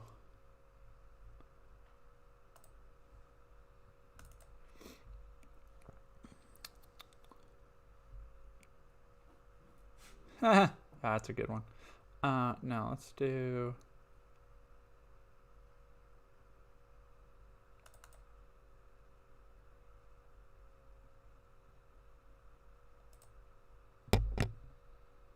Alright, so Dropbox, comedy, breast. Alright, I'm going to add something real quick that we can watch together.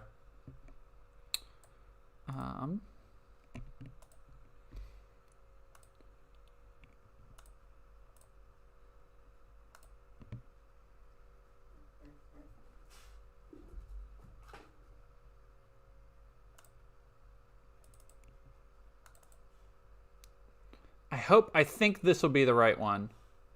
Porn takeout. Oh, that's the one.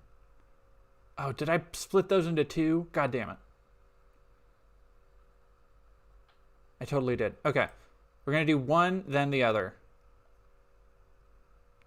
I don't know if I can do that. Whatever. I'll just do the one. No, wait. I'll do two. I'll do two! Okay, we're going to do two. Now, my favorite thing about porn, though, is the comment sections. This is true. Like, I don't even... When I go to a porn video, I even watch the video. That was loud. I apologize for that. Because there's always, God, there's such a meeting of the minds down in porn comment sections.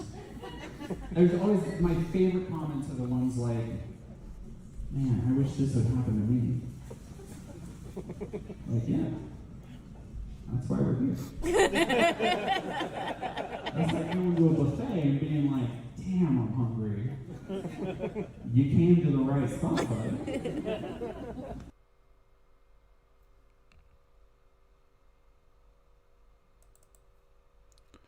That was... Wait, already forgot which one I did. Was that... Okay. So that was part 1 of that joke. And then here's part 2. My favorite comments, though, of all the porn comments, are the ones for trans porn. Because there's always a guy in the comment section having a crisis because he just jacked it to a chick with a dick. And he's just like, does this make me gay? No, idiot. It's like, I try to imagine the homophobic little voice in his head trying to talk him up, like, oh yeah, you like fat asses, big hips, big tits, long hair, and lots of makeup. Faggot. Yeah. Still one of my favorite jokes. I love that one so much. I still make myself laugh at that stupid joke all the time. And thank you very much for the compliments on the dress. Thank you, Caroline. I appreciate it. But that's like the thing that runs in my head. Daniel Goshen is super chatted 49. I feel like I present my way too masculine to ever be feminine. Like, honestly, I don't identify with either a ton, but sucks and feel I'm stuck with one. You're not stuck with one. No, there are a unlimited amount of ways that you can make yourself appear either way, either or. And you just have to know what looks good, the best lighting, how things fit your body. That's a really big one. Yeah, you can present and feel however you want and always find something to make it work. Horseflesh is super chatted $1.99. Thank you very much. Well, thank you for streaming on YouTube. Polapan, good afternoon. Good afternoon. Good afternoon to Singapore. All right, so let's go back. That keep that little stand-up bit in mind, because that's what I'm thinking of right now as she's talking about how heterosexual men are trans women are just heterosexual men. It's like, doesn't fucking matter. If you're attracted to femininity, you're attracted to femininity. So who are you trying to fool? Not me. I'm not that stupid. There's a lot of people that are that stupid, but I'm not. Look, okay, guys. If I can be honest, I know we're not supposed to say the R slur. But really wanna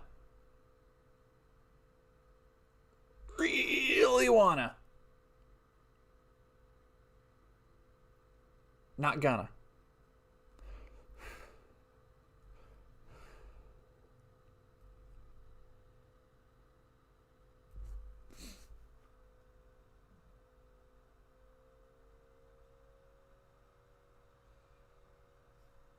Unfathomable.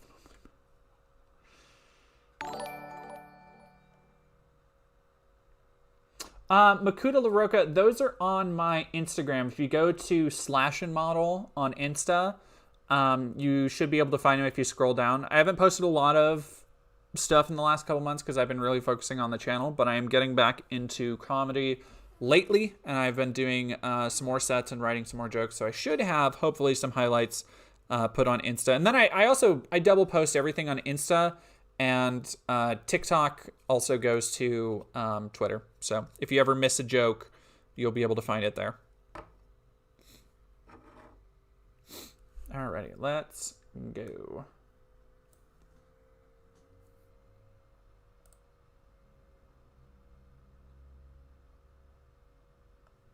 The next one, Leah Thomas likes another image. Talking about sexuality with my HSTS friends. So basically that would be like me, a homosexual transsexual. Again, that one is so ridiculously ironic. Okay, I'll be right back. I'm gonna go get some water. Dog, what do you want? What you were whining about something. What is it? What?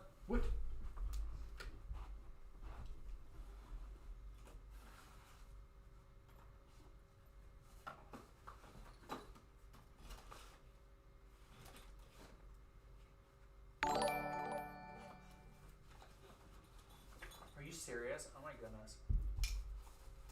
You are ridiculous. You know that? You are ridiculous.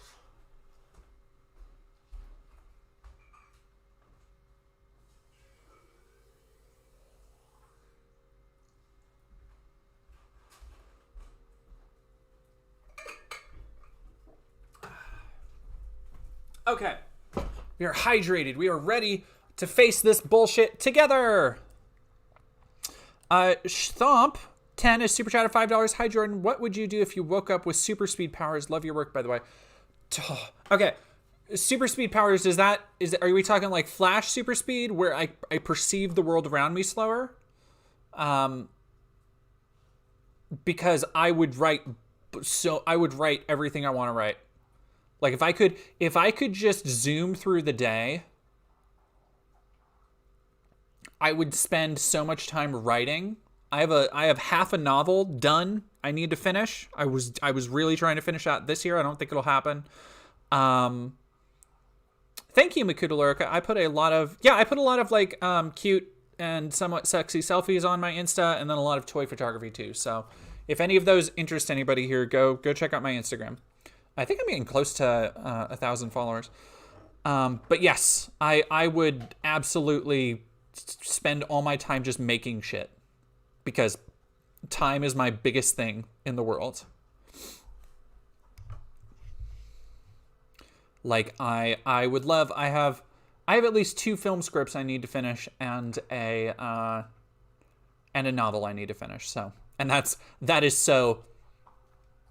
such a small amount of the projects and stuff I want to work on, and I just have rolling around in my head. Or a trans woman attracted to men versus talking about sexuality with my AGP friends. This is like a trans shitpost. And look, I am not surprised that she wouldn't be on like trans Twitter or trans Insta with all the trans girls who shitpost about stuff just like this. This is exactly the kind of thing I would see shitposted on Twitter by real trans girls. What she would call real trans girls. This is such a fucking nothing burger. This is like when people try and cancel people over things that are obviously a joke. Like, what are you talking about?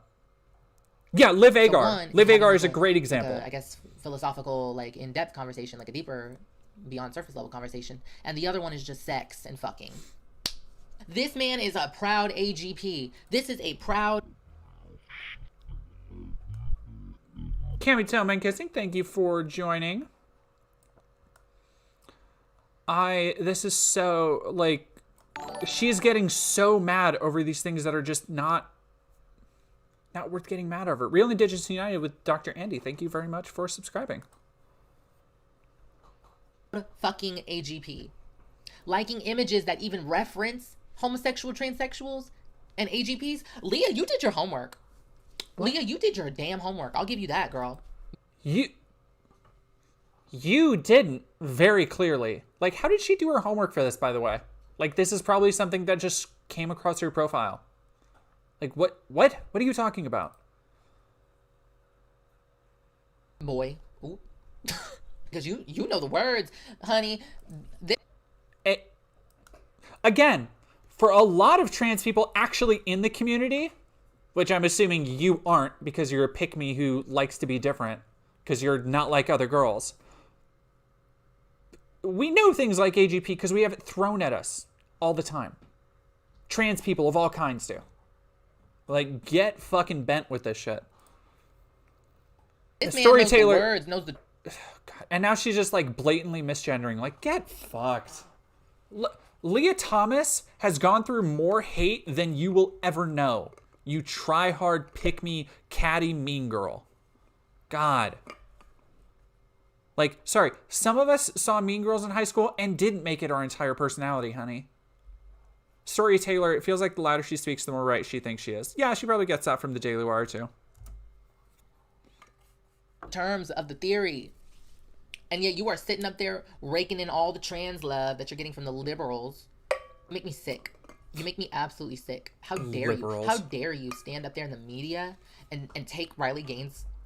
Oh my God, she's on the Riley Gaines tip too. Girl, you don't have a single original thought in your head. Like, it's literally just getting Daily Wire shit off of an assembly line. All right, yeah, please, let's get to Dylan. Like, I know you have to turn say something Aurora about away from Dylan. her, disrespect her in front of the entire world, and say that you're doing this for trans women, you're doing this for women. Baby, you're not even a woman, not even a trans woman. Again, you telling other trans women they're invalid isn't gonna make the conservatives like you, honey. The same people who want to kill them want to kill you. Same people who want to take away their HRT want to take away yours. Like, are you serious? Are you that? Like, come on. Think for like two seconds about it. Let's get that out of the way. It gets worse. It absolutely gets worse because look what we have here. Leah Thomas.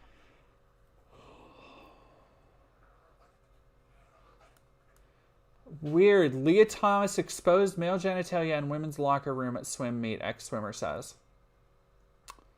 You mean in a changing room, I'm assuming. In a women's locker room. Would you write about Leah Thomas exposes breasts? Would you write about a cis woman exposing breasts? I'm guessing not. Thomas exposed male genitalia in women's locker room at a swim meet. Let me make something so clear to the people that don't know. To the people that are new to the trans world, let me tell you something. Trans women... If you're new to the trans world, do not listen to this bitch. ...that are genuinely trans women, I would much rather... Oh yeah, Lydia get Rose. hit by an Amtrak train than ever expose my old penis to anybody.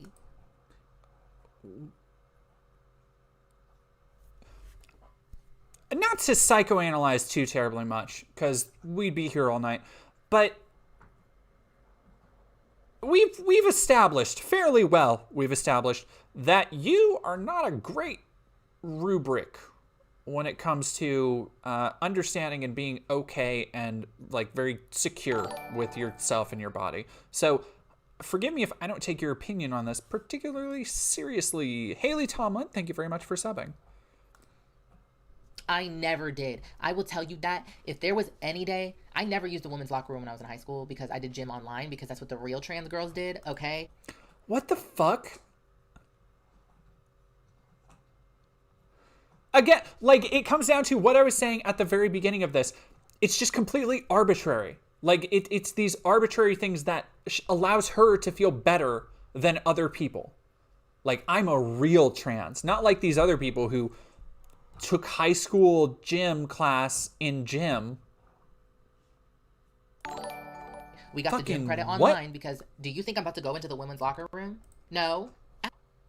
You should be able to. Patrick Dune has super chat $5. Did you ever see the debate between Blair White and Lauren Witzke? Proof she will never be accepted. Yes. Well, I haven't seen the whole thing, but I've seen the clip that goes around where Lauren, that's the one where Lauren misgenders her, right? Like to her face and says like, just grow out your beard and like all this horrible shit. God, what a wretched, bleh. Yeah, terrible. I felt so genuinely bad for Blair, and unfortunately she just doesn't have like it in her to try and like change.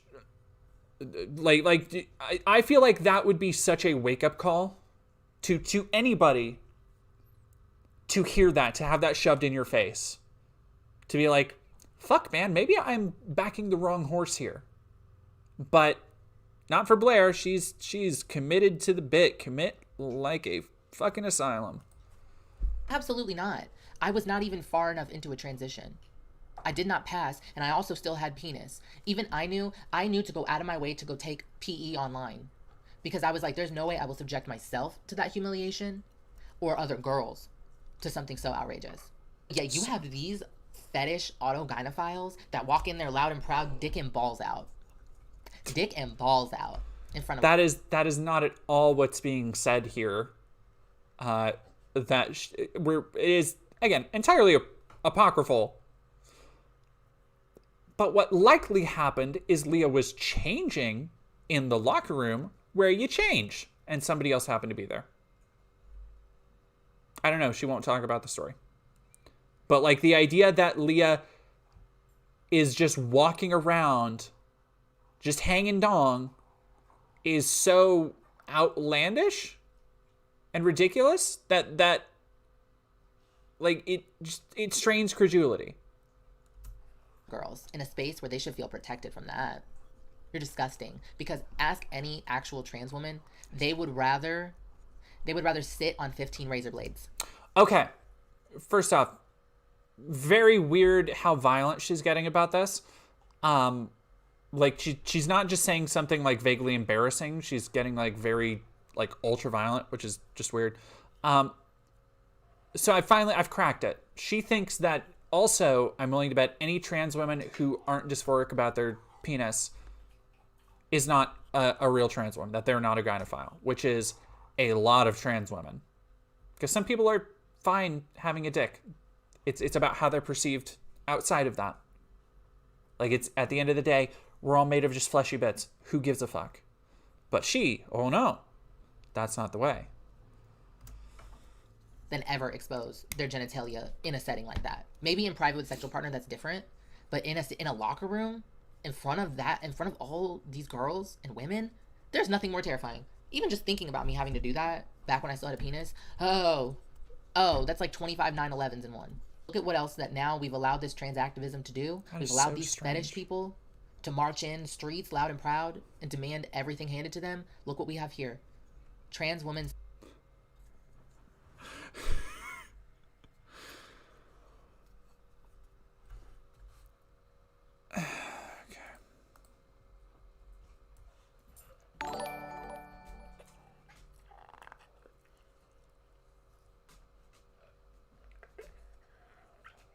From the Toronto Sun.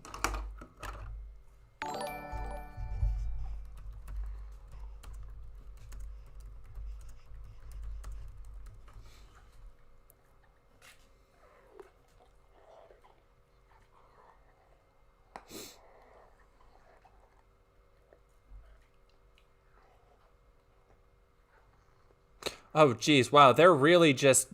Wow. Toronto Sun is full of pieces of shit.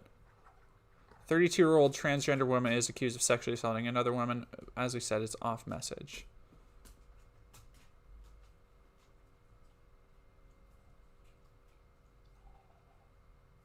Who is this person? Shane Green.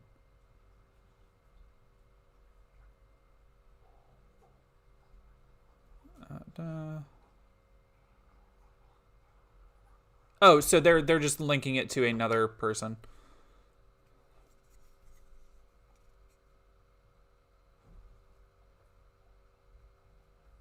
Yeah, like these are people who are either pretending to be trans women. I don't know. This doesn't give a lot of actual information, which I'm not shocked is about par for the course for sources she would cite. Doesn't give a lot of information, but they're either pretending to be trans women or are people with other serious underlying issues. But this is also just one example. So where is your overwhelming example? Where is your, like, if this better, oh God, this better not be the only one she gives. Sexually assaulted a shelter resident at a woman's shelter. At a woman's shelter. This disgusting man, because of queer theory, because of the LGBTQ community, the left, progressives. Okay, girl, you can get the rest of them in. Wait, who else have you been hearing from? Like, do we got George Soros? Can we hear George Soros? Daniel Goshen, tall person with masculine features, kind of hate it, even though people compliment me on it. I've always identified with the other side most ways. Then learn to accentuate those. Like, Daniel, there's no reason you can't. Like, being tall has nothing to do with being perceived as masculine or feminine. You can be plenty feminine and be tall. Yeah, like, what the... This is so funny. She's just, like, going, like, literally listing off progressives, liberals, Democrats, Who else? Who else? All right. We should do bingo on who she would say next. She got Antifa, Black Lives Matter, George Soros, Heritage Foundation is conservative. Who am I thinking of? I'm thinking of the ADL. Like, are you gonna say the ADL? I know you wanna. I know you've probably heard it from somebody, and you're gonna repeat it. Joe Biden and Karl Marx, bear hats. Oh my God. Oh boy. Oh, lady's right here. She's chewing her ball on my leg. Autogynephiles to walk right in, hand in hand, and said, "Give me all your shit. Give me all your trans shit. Everything that you guys have been suffering and everything you guys have been going through, just trying to get basic decency and respect. Yeah, hand it over. Hand it over." You are not going to get that decency and respect from the people that you're trying to appeal to with this. You're just not. You're not. Sorry, you're not. Like, God, I wish you could know that. I wish you could realize that. You deserve better. Or, you deserve to be nice to yourself, and I don't even think you can accomplish that. We want to do what we want. Give me your medications. Give me your surgeries. Because now that I'm looking like this, now I gotta go take it out even further. I gotta go do more. It's not enough. I told you guys, this is the paraphilia. It's never enough for these people. And look what we have. Her evidence here, like, God, we're almost done with this. Her evidence is such dog shit. Like, it's literally, she started citing Ray Blanchard, gave some entirely apocryphal opinions, just regurgitating Daily Wire talking points, and is now, like, citing completely unrelated things as evidence. Like, this is like turf Facebook levels of ineptitude. God damn. Have here, disgusting man with a ratty ass wig on assaults a woman in a woman's shelter. How vile do you have to be? How vile do you have to be? Like, pretty fucking vile, but does that mean that every trans person is now invalid because of one person? Like, do you want to take that logical conclusion to its endpoint with other outgroups, let's say? I don't think you would.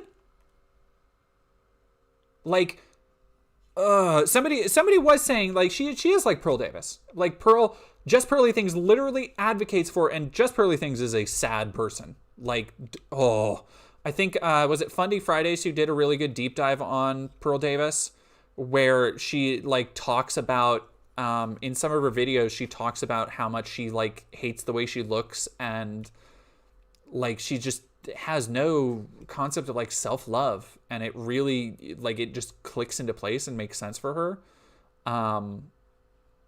Like, I feel like, yeah, Renaroo, it is Fundy Fridays. I feel like this is a case of that. It's like you hate yourself so much that you've inflicted it onto other trans people. Like, that's what we're looking at here. There is nothing. There are a few things. I don't even think there's anything more vile than Dog agrees with me. Like this. This is disgusting. And for these people to even report trans, get it. Stop padding out your length. We have a fucking problem with what people think a trans person is, because we have warped it, and it is destroying us. You are destroying people and our reputation. I feel disgusted looking at this, because now the world thinks that this and him, me and him, that we're twins, we're sisters. Nobody thinks that. Nobody.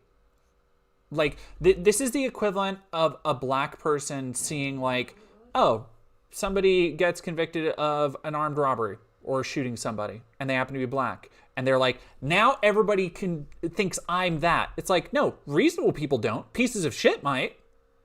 Dumbasses who take on apocryphal information and just treat it as fact and gospel and regurgitate whatever they hear from right-wing conspiracists will probably think that. But a logical person would be like, no, you're obviously not the same as this person, because they have eyeballs and they have judgment and they're able to separate, like, people from the groups that might have some commonalities. Like, it's so ridiculous. Pearly's ice cream scoops of her own brain. Transgender woman convicted of sexually assaulting a 10-year-old girl in a bathroom. How sick do you have to be? Like, I think I'm just going to repeat myself again. You've been repeating yourself this whole time. Like, this is, if anything, this is doing a disservice to the actual victims.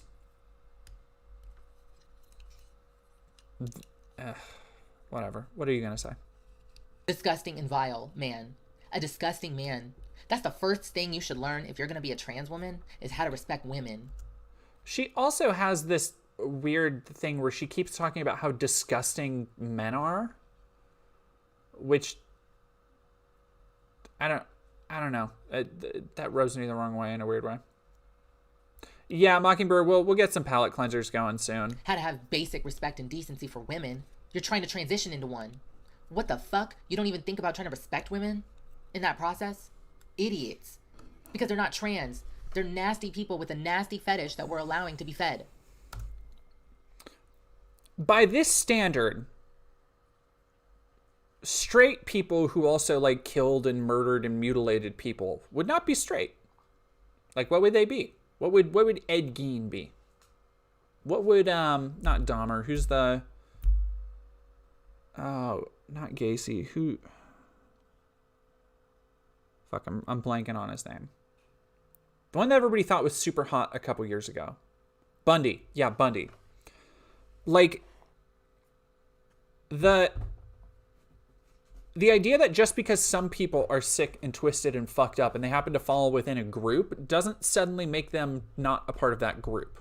If they are indeed that group. I have no idea. I don't want to look up more of this story. This fucking story looks depressing. There's an entire possibility these could be people just faking being trans, or people with other mental issues who are taking on trans as an identity, maybe looking to solve that. That happens too. I think, honestly, if we're being real,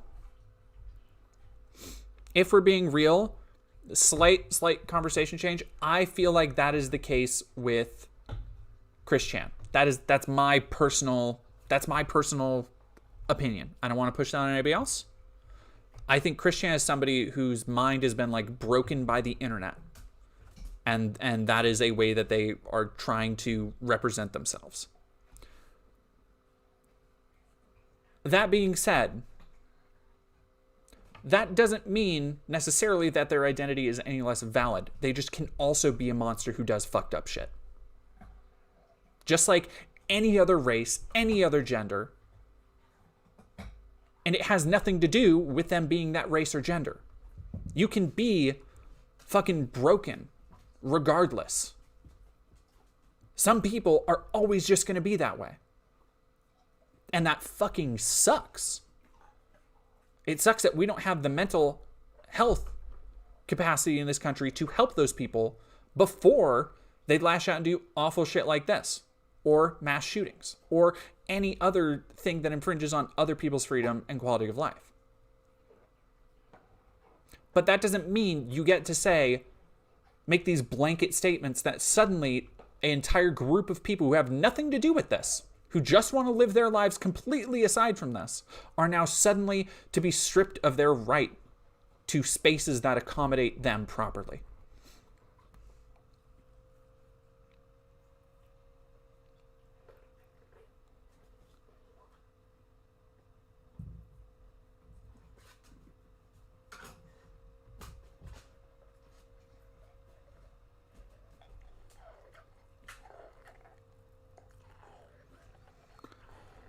All right, yeah, let's And now a 10-year-old child. Thank you have to very be much, a Adrian soulless, Zimmerman. worthless, vile piece of garbage to harm a 10-year-old child. Carrie, oh my gosh, 3 months. Holy cow. Thank you for making unbearable shit funny. I do my best. I try. Val Packet is followed. Thank you for following. Hello, Spaceboy Digital. And everyone on the activist side, on the left, is silent and will not call it what it is. This is an autogynephile that we have allowed to do this. Our queer theory, leftist, progressive religion, we cannot call this out because then it breaks down our religion. No, it absolutely does not. And again, this is another thing the right wing is constantly pushing, is that like, oh, everybody is always in agreement on the same thing and you can't poke holes in it. Like, no, I just did. It just requires more nuance. This is something I bring up in the Matt Walsh video, something I've brought up so many times. It requires more nuance, and not that fucking much nuance. If we're being honest, I feel like I explained it pretty okay in like 5 minutes. To understand that not every person is going to be like this. And there are always going to be people like this. And they should always be sought out and kept from doing these things. But that doesn't mean that every trans person is like to use for gun control. Saying like, well, yeah, some people, 50 people might have gotten shot, but look at all the other people who aren't getting shot or who aren't shooting up people. And in fact, I'd say that one, gun control, a little bit more dangerous than trans people. Probably has a higher body count.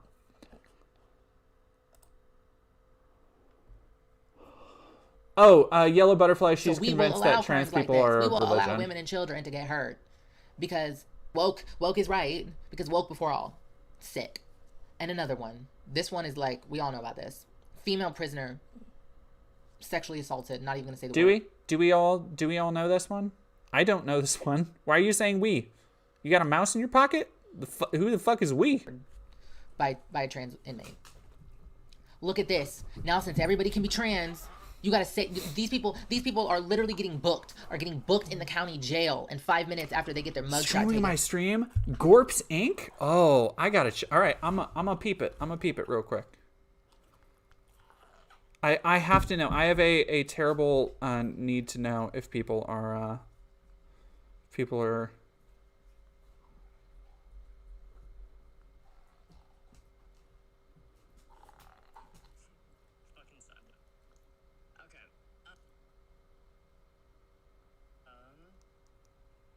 knows about fighting more is me. You're preaching to the fucking choir. Maybe I can just ask for a clarifying question about like the question being asked. You say disaster. What is the objective goal here? Because from my understanding, I kind of understand what Stan is saying. All right, let me go check out. Presuming that there's a war happening. He dipped. Okay. As there being a war, I mean, Are there multiple people in his stream? What was going on there? yeah, that doesn't. What? Like more people are going to die. So like disaster is just like humanitarian. Like which war is going to be war would be otherwise. Because now I need to know. I need to know.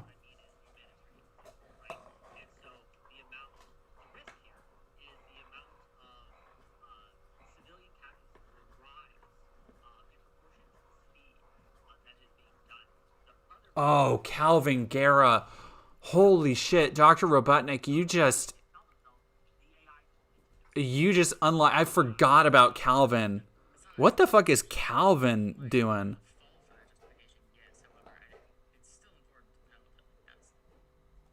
Yeah, what do we got? I don't know. I understand how people try and have conversations while playing video games. Like, I'm ADHD, but like, commit to what you're fucking saying.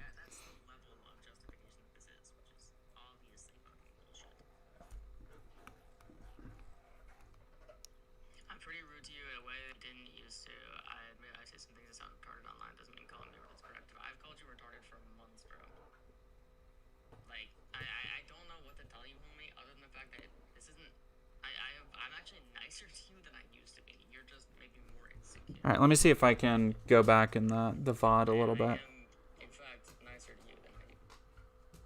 Or let me see if they're on YouTube, because now I need to know. This is now my quest. Fire team leaders, whatnot, right? They still have to make that final call based off of what we call actionable intelligence. Yes, but the trick is they will what they will do is they will. Well, I am now much more certain of this intelligence because of this AI. They will look less into it. They will consider it. This is the fear that they will consider it less. That they will simply offload the double checking that they would normally do, and then just offload that and say, you know what, the machines are just. He just seems like It's true, Gorkson's a massive asshole to Paulus. Yeah, that's my job.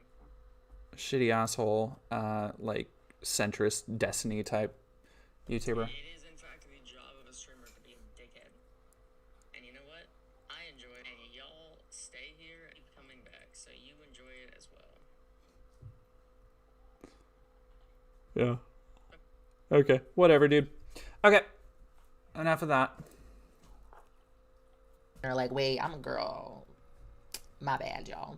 Okay, ship him to the women's prison. And this is a grown man. It don't even matter. These be grown-ass men. These be grown men. Not a drop of estrogen in that body. Beards, 5 o'clock shadow. Again, completely apocryphal. No proof on that. No, it's some I don't know, I guess stream sniper. It seems like what he does.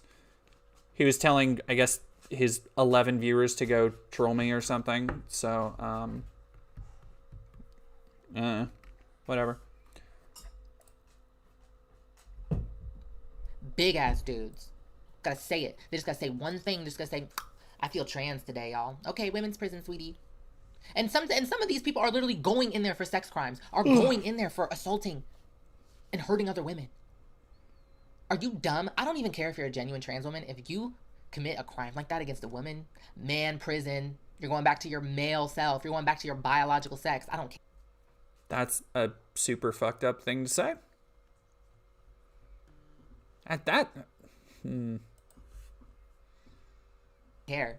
I don't care. That's the first thing y'all should know. If you're gonna be a trans woman, respect women. I thought that was pretty clear. I thought that was obvious. Guess not.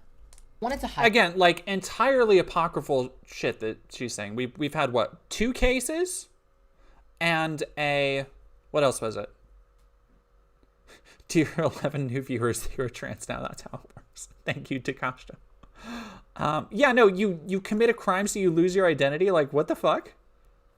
Like, fucking what?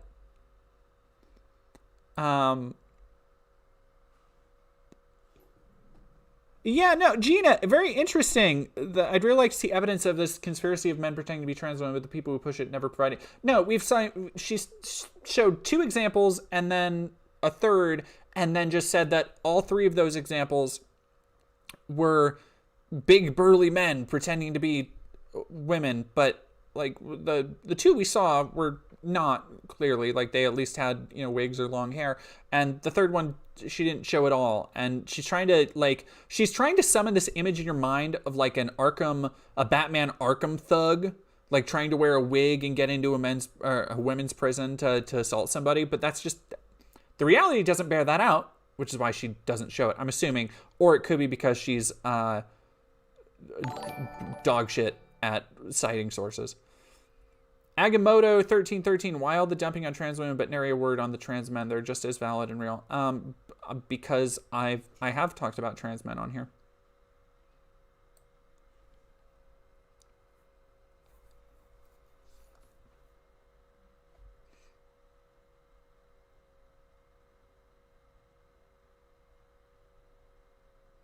Mava Money, yeah, according to her. Or no, you know what? I'm willing to bet she would side with most of the, like, she would probably side with most of the, like, conservative ding-dongs who are like, oh, that's awesome that a teacher would rape her student. That's what every boy wanted. Oh, the right-wingers. Okay, I gotcha, Akamoto.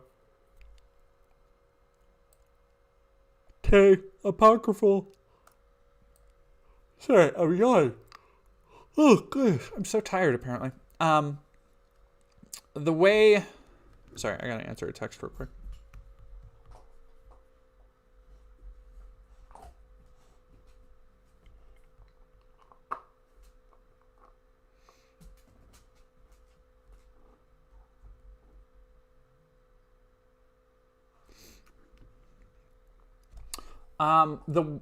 What was I saying? Right. Apocryphal, it means something like when they make shit up. And I generally use it as something that is like, it's not really related to the like, it's I kind of use it as a disambiguation. Like, I use it when it's not really related to the matter at hand. And so they kind of just like fabricate something that is like, they're like, oh, trust me on this. Obviously this thing is true because look at this article I sorted, but it's like not really.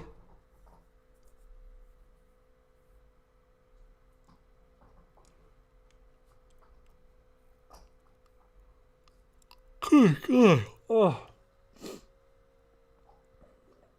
Yeah, Xavier Stevens, I feel you. I'm EP as hell. Highlight these things. They're not actual occurrences, but these are things I've seen online, and they paint a clear picture of the problem we're facing. I'm gonna read this. This is a Tumblr post from... Hey, attention everyone! I've been trying to catch the Pontiac Bandit for 8 years. from an autogynephile. Very. Oh my God, seriously. Olivia the Economist, thank you very much. What's your favorite part of the Palouse? If you haven't been, I have follow-up questions. You putting up with this shit does service to us all. There's a right near the family farm where I actually I didn't grow up on there, but I spent a couple summers there. There's this, so if you go through, if you know Palouse, the actual town, if you go through town on your way out, there are these small rivers that you kind of cross over multiple times. My favorite part was always if you actually follow down and around that river bend, which you can only do by going on the farmland. There's some really just great, like, natural cliffs and stuff, and that was always my favorite part of the Palouse. Palouse is beautiful country. It's I mean it's mostly nothing but plains. Like it's just farmland as far as you can see, but it's always, like, you cross that on a nice spring day, it's gorgeous. Obviously. And of course I cannot imagine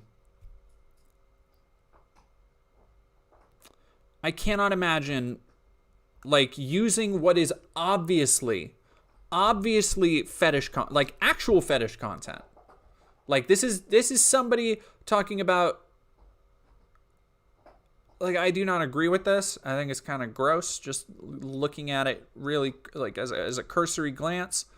Not for me, but if it's not actually hurting anyone, this falls under free speech. If it is not advocating and encouraging people, and it is obviously fantastical, like, this is just, what's it called? It's like force femme, but oh God, my brain is fried apparently.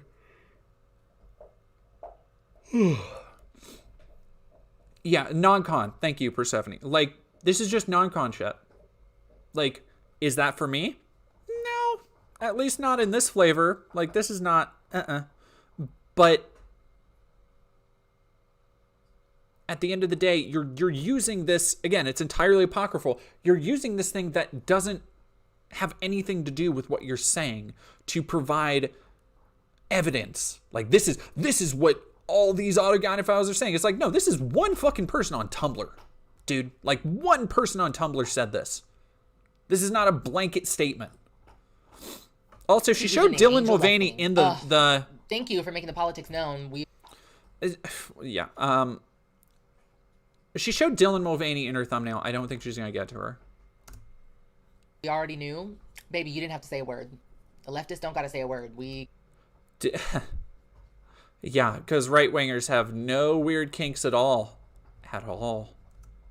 You can tell. Blank should be legal for trans people. I want to hold down a cis girl's throat and... Yeah, I don't want to really listen to that, so...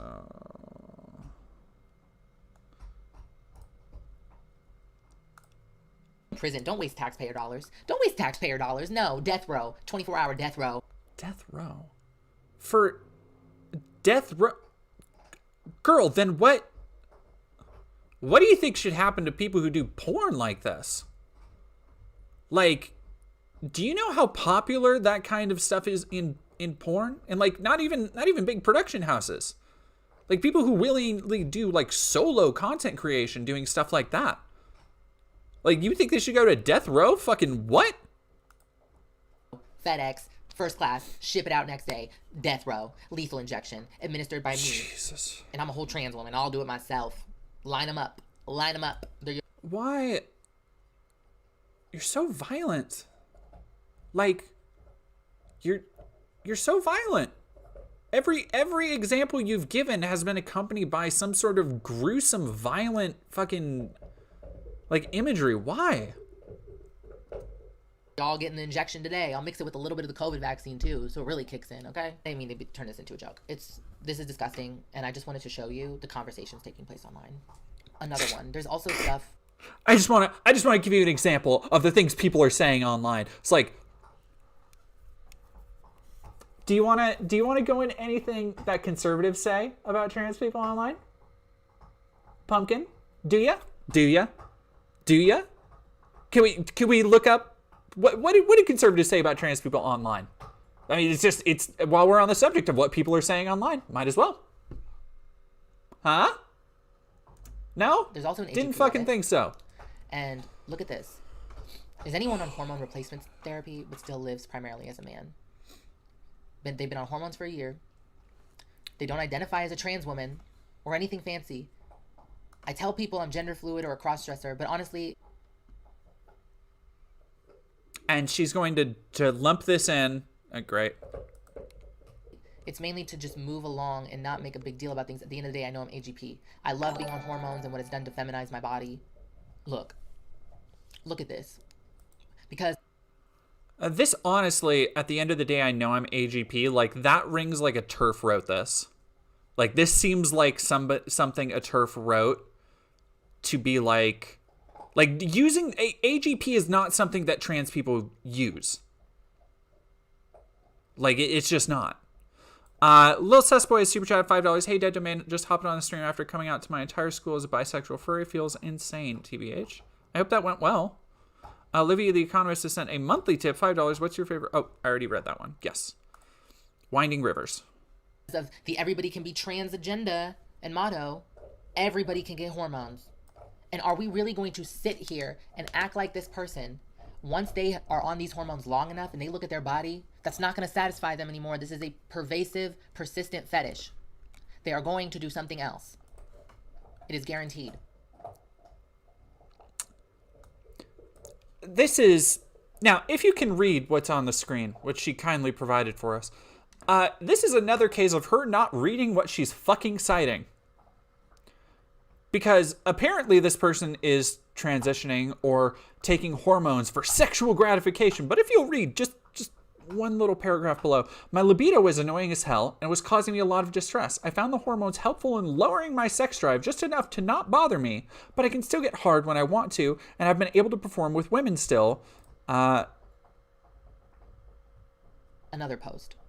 My AGP is an AGP. And oh, okay. No, we're just gonna skip past that. No, it's autogynephilia because it's a sexual fetish, even though they said it wasn't. I don't know why they said AGP. That's such a weird thing. Like that felt so fake to me. But like the other part is also very true. Like you're like what? anymore. It's a bigger problem. And again, here we go. Even if you do enjoy sex and picturing yourself femininely and appreciating your body in a feminine way, that's fucking valid. Like, who gives a fuck? Like that, do cis women and cis men not appreciate that? Like, how many cis men have reenacted that one scene from American Psycho where he's like pile driving a girl and just like looks over in the mirror and flexes? Like, the reason why that scene is funny is because that's a masculine thing to do. Or it is seen as a masculine thing to do. Like, you're saying that nobody else would do these things. Well, growing up, I had an emasculation trauma. Later, when I was under such trauma at 16, I cross-dressed and masturbated later. I felt disgusted of myself. And sometime I imagined myself as not woman, but what a woman will be if she gets harassed or seduced. I got arousal by... So you're talking about somebody who has a lot of trauma that they're working through. And probably, from what it sounds like, doesn't have the facilities to actually engage with that in a more healthy way. This is how you get people who push themselves deeper into the closet and they repress these things. And sometimes it does come out in the form of fetishes or paraphilias, as she wants to call it. But just because they live their life in a different way, and if they're not hurting anybody, who gives a fuck? Anime girls getting touched and seduced. There was a little element of AGP, but my trauma acted as a sexual trigger. And it goes on and on. And it's absolutely the fetishization of women, of You're not allowed to find yourself attractive is the basic part of it. Like if you live your life as a woman and you fully pass even, if you find yourself attractive, that's it. Like do you not think that a lot of trans women pictured themselves as women sexually? or just in general, like day-to-day life, that they envision what that would be like, and that kicks off their transition. That's an important part of their journey of self-discovery. God, you were so dumb. Women. That's what you're looking at. That Reddit post only has 3 likes. Yeah, no, that's not surprising. No, it's not even that Reddit post. It's the comment under it that she's citing. He imagines kissing a girl's body in his own male body. And people are trying to sit up here and compare and say that we're all trans, so me and this are the same. No, nobody's saying that. Because, like, everybody is, like, why are they so simple about definitions? Like, why, like we both drink water, so me and Shaquille O'Neal are the same? It's like, fuck, no? Like, we both like plants, so me and Martha Stewart are the same? No? We both have exes, so me and Taylor Swift are the same? Fuck no. What? What are you talking about? Shut up. Stop it. Jesus. Let's stop being stupid. I You know let's. America is not this stupid. I know the world's not this stupid. Uh, That's why everybody don't like trans people. It's because Look, I said it once before. I know we're not supposed to say the R slur. I know we're not supposed to say it. I don't want to be canceled, guys. We got to finish this one. the leftists, the trans cult, and their queer religion, they cannot say no to this shit. They can't say no because then it breaks down their religion. And look at this. We have a very clear indication of what this is and what this implies. And this person's going to take hormones and it's going to enable it and it's not going to be enough. And then there's one more. This one's actually sad. Is her... This shit is ruining my life. I can't... Is her... Okay, I think the correlation she's trying to draw is that these people, like these people who are like wanting to get on hormones, are going to become like the sexual assaulter she was showing earlier. Is that what she's trying to... Is that what she's trying to say?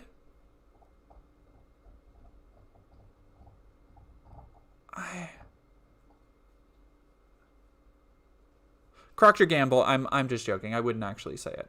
I would not say it. Fucking function anymore. All the things I was once passionate about, all the things I dreamed about, and my love for others, everything has just been lost in this long, long battle. I can just feel that I'm losing myself. I don't feel like myself anymore.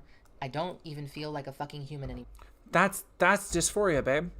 Like, sorry, that's dysphoria. I just feel like a sex-driven, horny freak who can't hold a relationship for more than 6 months because AGP just has to peek its head. Everything I've just said this entire video.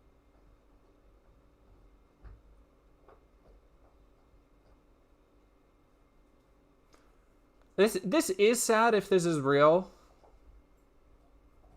But, like, again, so much of this is just, like, what somebody said on Reddit. Like, it seems like she just went down an AGP server on Reddit and just picked out the most disgusting examples she could find. And it's like, that, yeah, like, no shit. You're going to find this kind of stuff. Because this is, you're looking literally only at the most extreme examples.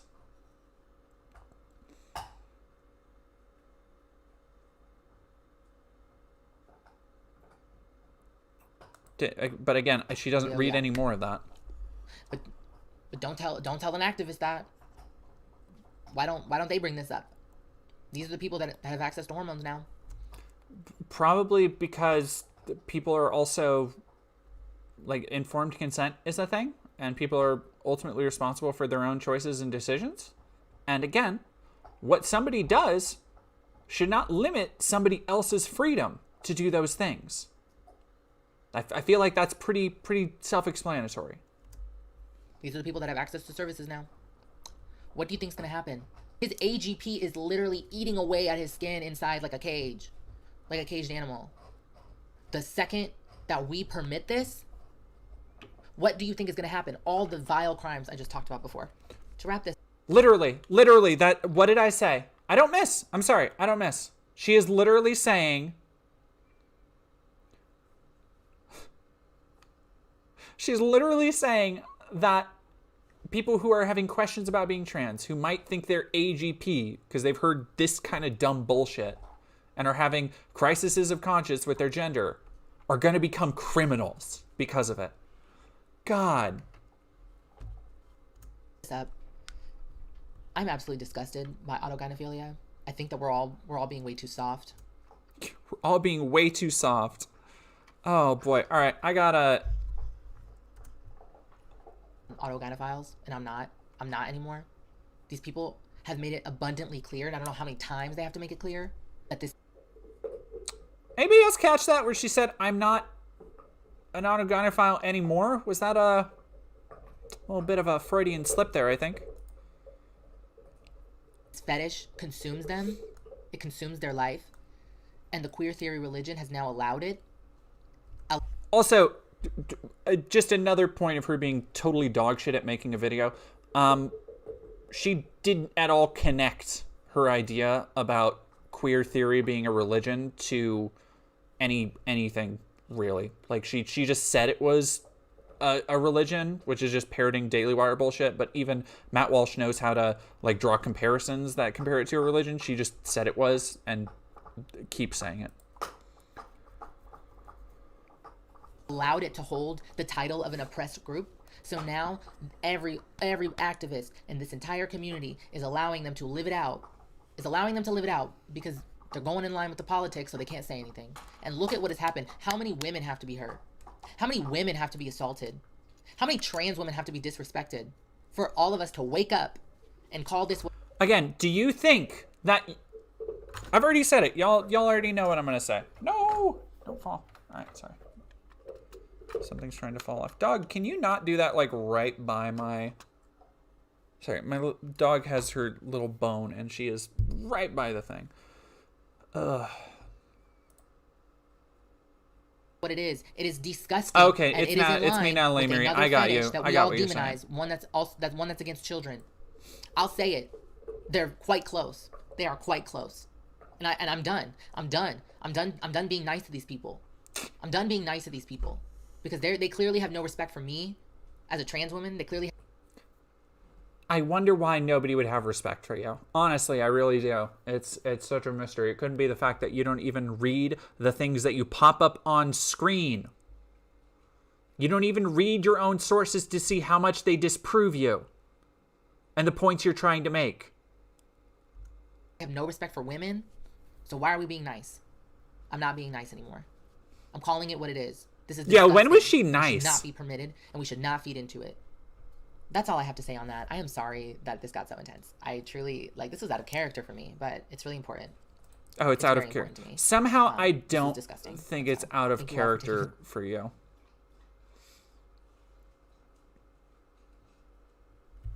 Yeah, I have Dinobots. Here's my little Grimlock. I've been trying to collect the 6 core ones, and the last one I need is Slug. And I think my partner's going to get one for me for Christmas. Oh, Boxing Cat. Holy crap. I haven't seen you in a minute. That felt like 25 9/11s.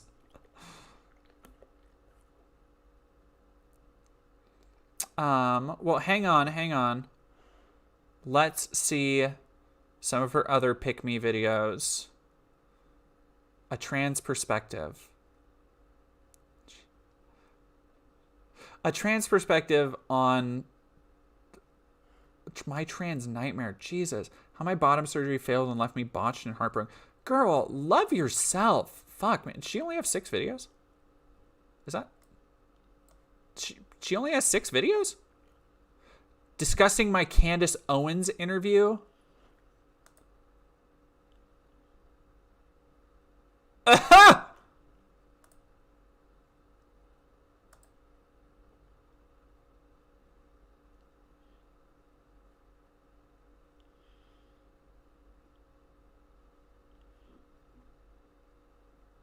No. Oh my god. She's made the rounds. Hi, I'm Sam Jordan, Director of Humanitarian Action for the International Rescue Committee. Even offensive Conflict and like constraints on humanitarian Ariel delivery Scarcella, are she is, causing a massive crisis in Gaza, good and God, she has literally only made a name for herself, which is not much, like 5.58, only because she's been willing to do this shit. Like 7 days ago, 1 month. Yeah, no, damn, really recent. 1 month ago.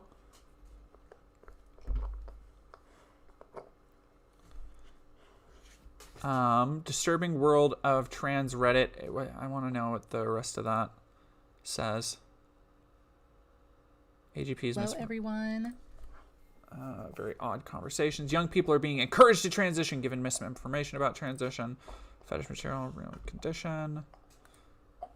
I mean, I want to see. I just want to look it up. I don't know. What's wrong with trans activism from a trans child?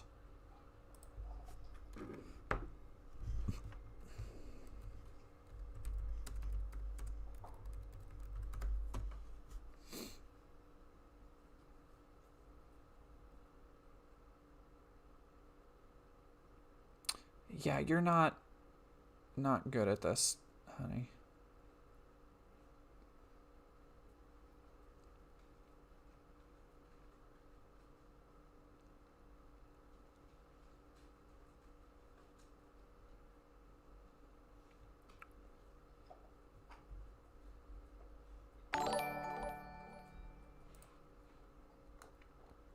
Alrighty, thank you. Ib and Flo has subscribed. And Lil Boy. Yes, alright, I already read that one. Whew. Alright, goodness gracious. That one was rugged. Let's, what do we got for, over on Twitch, what do we got for, somebody send me some recommendations for, let's get some, palette cleansers in the pack.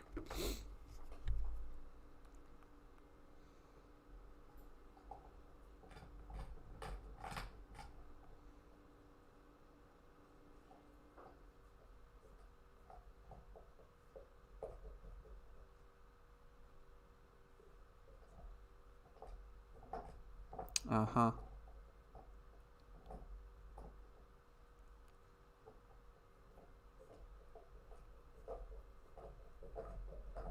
Cool, cool. Oh, Jesus. Somebody's trying to hack into my account. That's fun. Oh, my goodness.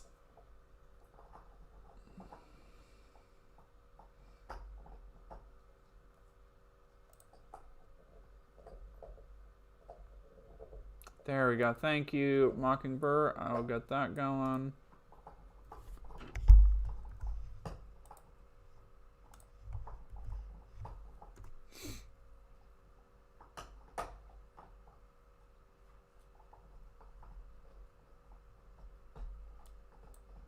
What am I about to watch here?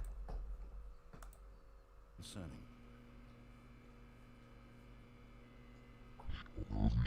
Stanley was fat and ugly and really, really stupid.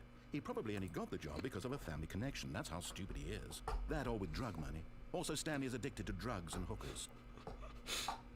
Oh my gosh, Stanley is just like me for real. Absitron, thank you for subscribing with Prime. Pearl of Salamanca. How I wanna let's keep the videos under like 5 minutes.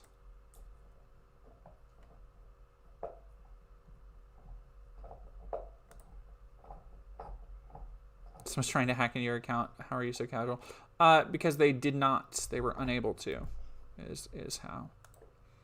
I'm probably gonna take some time tomorrow and go through security stuff though. Just to be careful.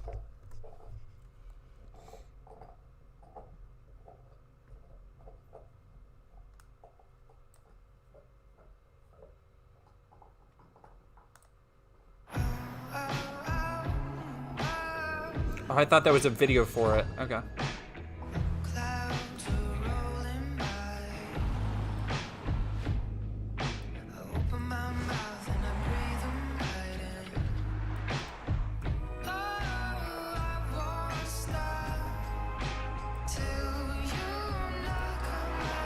Let's get through that.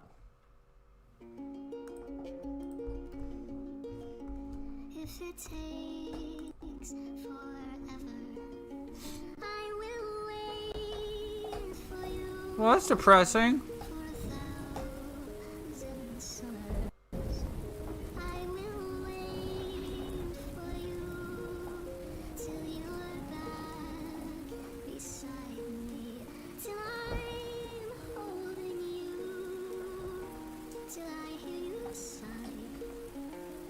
This is weird. Oh, this is like I like all the different styles being used here though.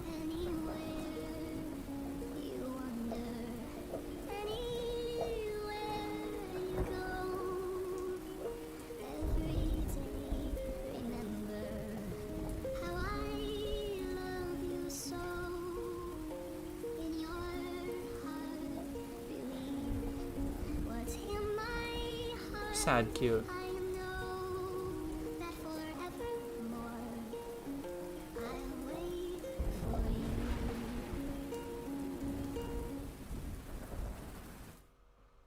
That was cute, Hiveside. Everybody go follow Hiveside, by the way.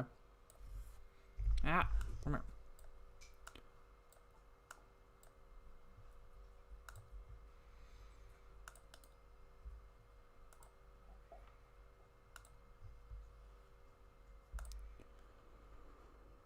Let's do this one.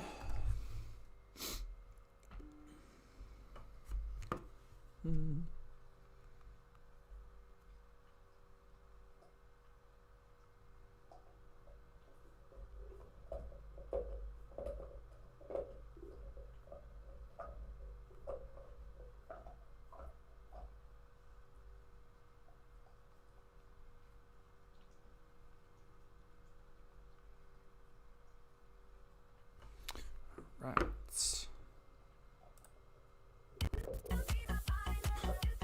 Well, it fucking happened. That's right. Antifa took over my local Burger King. Go ahead, have a look for yourself. That's right. I got done with a long, hard day with my job as a security guard at a tanning salon. And I said to myself, you know what? I'm going to treat myself. I earned it. I'm going to go down to my local Burger King, and I'm going to try these brand new Burger King Hush Puppies that I've been hearing so much about, the extra crispy and wet ones. So I got on my fucking mountain bike, and I rode down here, and I went down to the fucking local Burger King, and what did I find? A horde of Antifa, about 50 Antifa members, all stormed the Burger King at the same time. And they got inside of there, and they started having a pansexual orgy. And they had taken it over, and they called it the orgy state of Burger King. If I had a wife, if I had a child, I would be so mad right now. I'd be coming home and screaming at them. This just doesn't make sense. It just doesn't add up. Why is Burger King being systematically targeted by Antifa? And guess what I saw? Guess what I saw? Look what I see right here. That is, what is that? That's a pickle. Huh. There's a pickle there. There's a pickle. There's a pickle. I'm gonna follow the trail of pickles and see where it leads.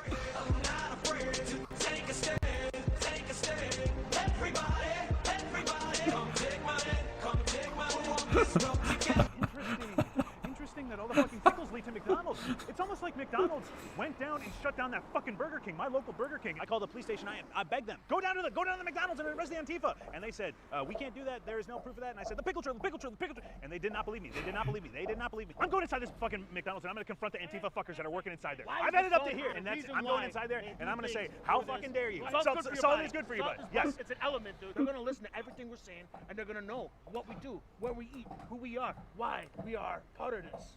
You want to fucking know? We're going to find out. How the fuck do I know you're not Antifa, you motherfucker? I worked at Party City. You ever been there? Yeah. Babies. I worked at Party City. Oh. I said, sure. Epsilon, it's been going good. It's been going good. I said, no, I'm not going to eat a baby. I have a daughter, beautiful. She's 6 years old. She weighs 230 pounds. Guess what? They took her away from me. 6 years old, weighs 230 pounds. Oh my goodness, thank you very much for the sticker.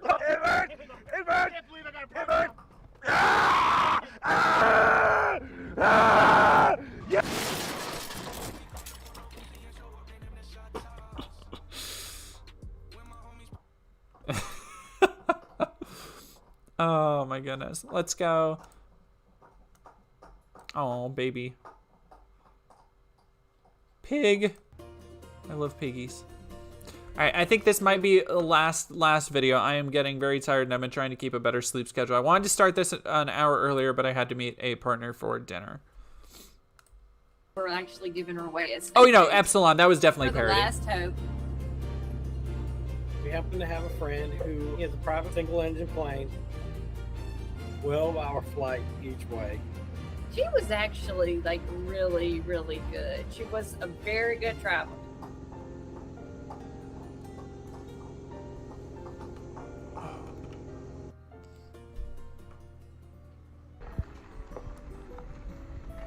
Oh, Lord, what do we have right there? Hi, Little girl. There's no playbook for how to get a disabled pig to walk and live a long life. The diagnosis is her feet are funky.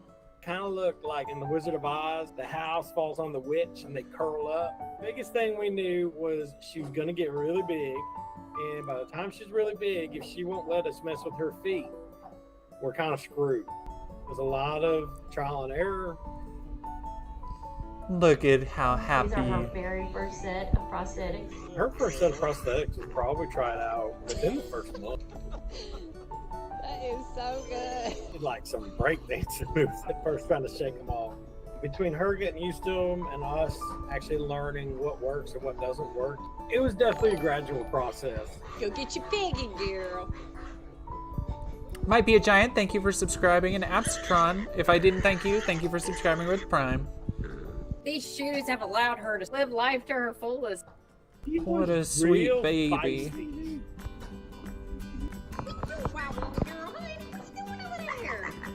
Oh, God.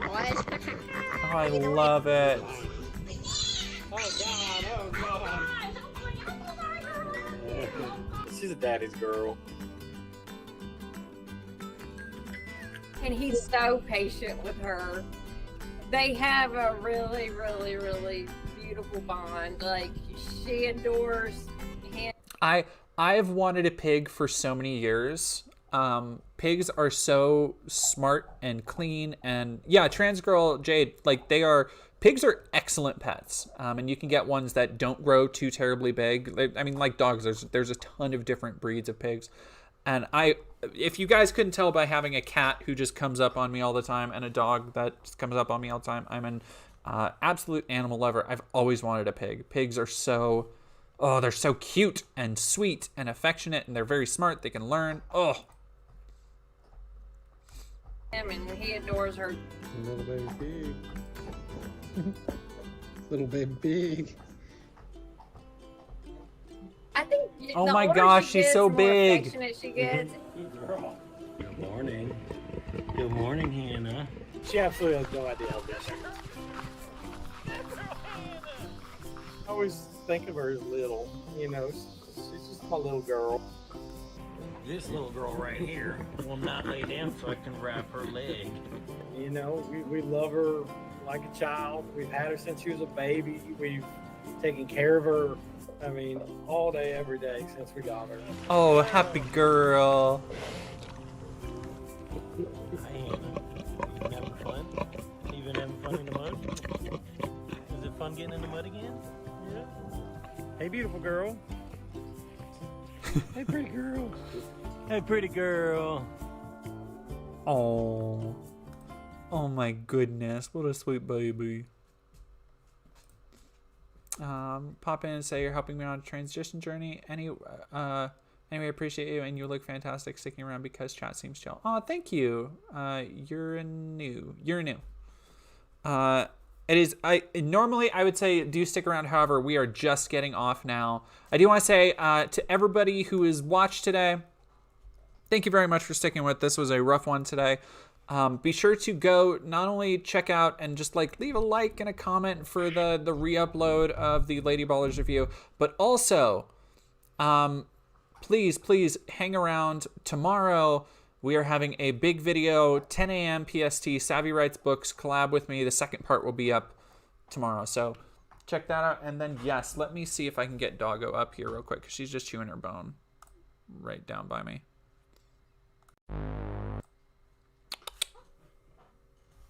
Lady, is that? Favorite comments though. Well, No, sorry. Doggo, come here. What are you? Come here. Who's that dog? Who's that dog? Come here. What if I grab your bone? Come on, come on up. Come on, come on. Yes, there's dog. There is dog. She said, my bone. I got my bone. My bone. She said dog. Hello. She says bone. Give me bone. I want bone.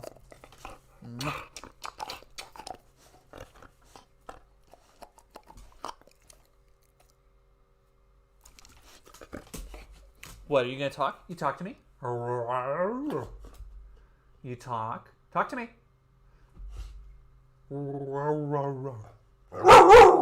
Good girl. Good talk.